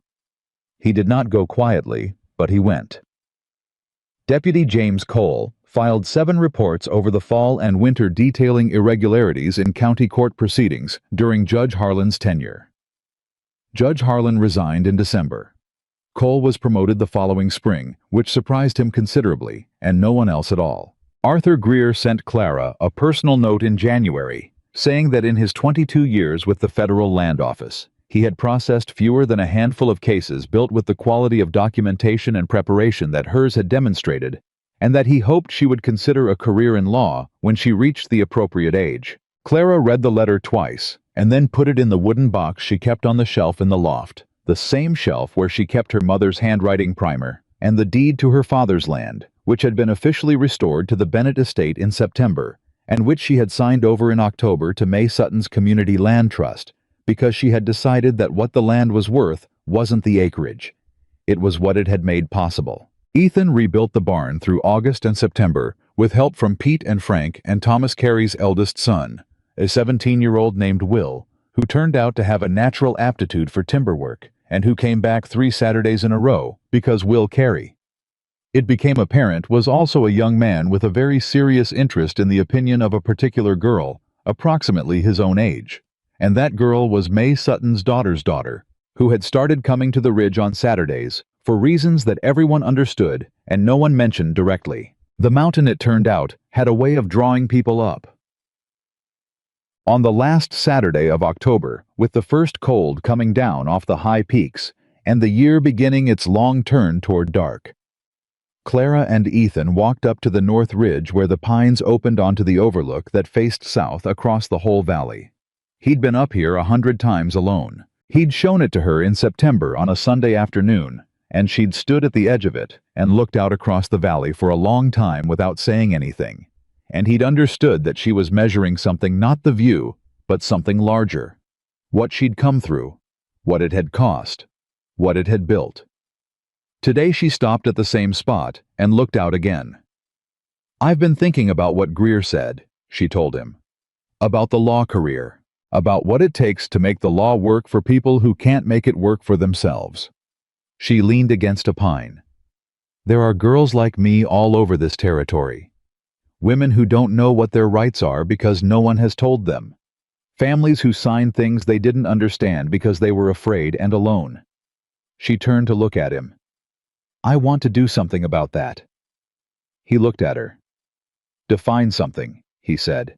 "I'm not sure yet," she said. "Maybe it starts here, teaching, explaining the law to people before someone like Moss can use it against them." She paused. "Your mother's library." "My mother didn't have a library," he said. "I know," she said. "I meant mine." The corner of her mouth moved. "I thought if there's space in the cabin, we could start small. People who need to understand a document before they sign it." He looked at her. "You want to start a school," he said. "I want to start something," she said. "Something that lasts longer than one case." He thought about it. He thought about Daniel, who had fought alone because the resources weren't there, because no one had shown him how to use the tools that existed, because the men who understood the law were all employed by the men who abused it. "There's space in the cabin," he said. She nodded. She looked back out at the valley. "This is a remarkable place," she said. "It is," he agreed. "I used to think remarkable places were somewhere else," she said. "Somewhere I hadn't gotten to yet, somewhere past whatever I was currently surviving." She was quiet for a moment. "I didn't expect it to be here." "Neither did I," he said. She turned and looked at him, the full, direct, completely unguarded look that she'd been giving him more often lately, the one that she'd learned slowly to stop protecting herself against. "I'm ready," she said. He understood what she meant. "Now," he said. "Not this exact moment," she said, "but soon. When Pete's next in town and May can come up, I want the people who stood in that yard with us to be there." He reached out and brushed a pine needle from her hair. The simplest gesture, the most ordinary thing. The kind of thing that happens between two people when the space between them has become a place they both live. "I'll tell Pete," he said. She caught his hand as he lowered it and held it for a moment. "Ethan," she said. "Yeah. Thank you for stepping into that alley." He looked at her. "Thank you for not crying in it," he said. She laughed, the real one, the full one, unguarded and warm in the October air. He held on to her hand, and she let him, and the valley spread below them in the long autumn light, and the mountain held its ground the way it always had, patient and old and indifferent to the small human dramas played out on its slopes. Except that these particular humans on this particular slope had managed something the mountain hadn't seen in a while. They had taken a place that belonged to one lonely person and made it belong to two. And in the spring, when the community room was built off the east wall of the cabin, and May Sutton's daughter helped Clara carry in the first borrowed books, and Pete Harker showed up uninvited on the first teaching day and sat in the back row with his hat on his knee, and listened to a young woman explain property law to 12 Valley settlers who had never heard it spoken plainly before. In that spring on that mountain, something that had been broken for a long time finished being mended. Not perfectly, not without scars, but mended. And Clara Bennett, who had been told she was property and had refused it, who had carried 4 months of evidence in the lining of a bag and walked into a federal office and said, "Here is what he did, and here is the proof." Clara Bennett stood in front of 12 people in a mountain cabin and taught them what her mother had spent a lifetime teaching her. That the law belonged to everyone. That knowing it was the first defense against those who would use it against you. That a person's worth was not decided by their circumstances. Ethan sat in the back beside Pete Harker and listened to his wife teach, and he thought about Daniel, and he thought about an alley in Harlow Creek, and he thought about what it meant to finally stop being afraid of the things worth keeping. He thought it meant this. It meant exactly this.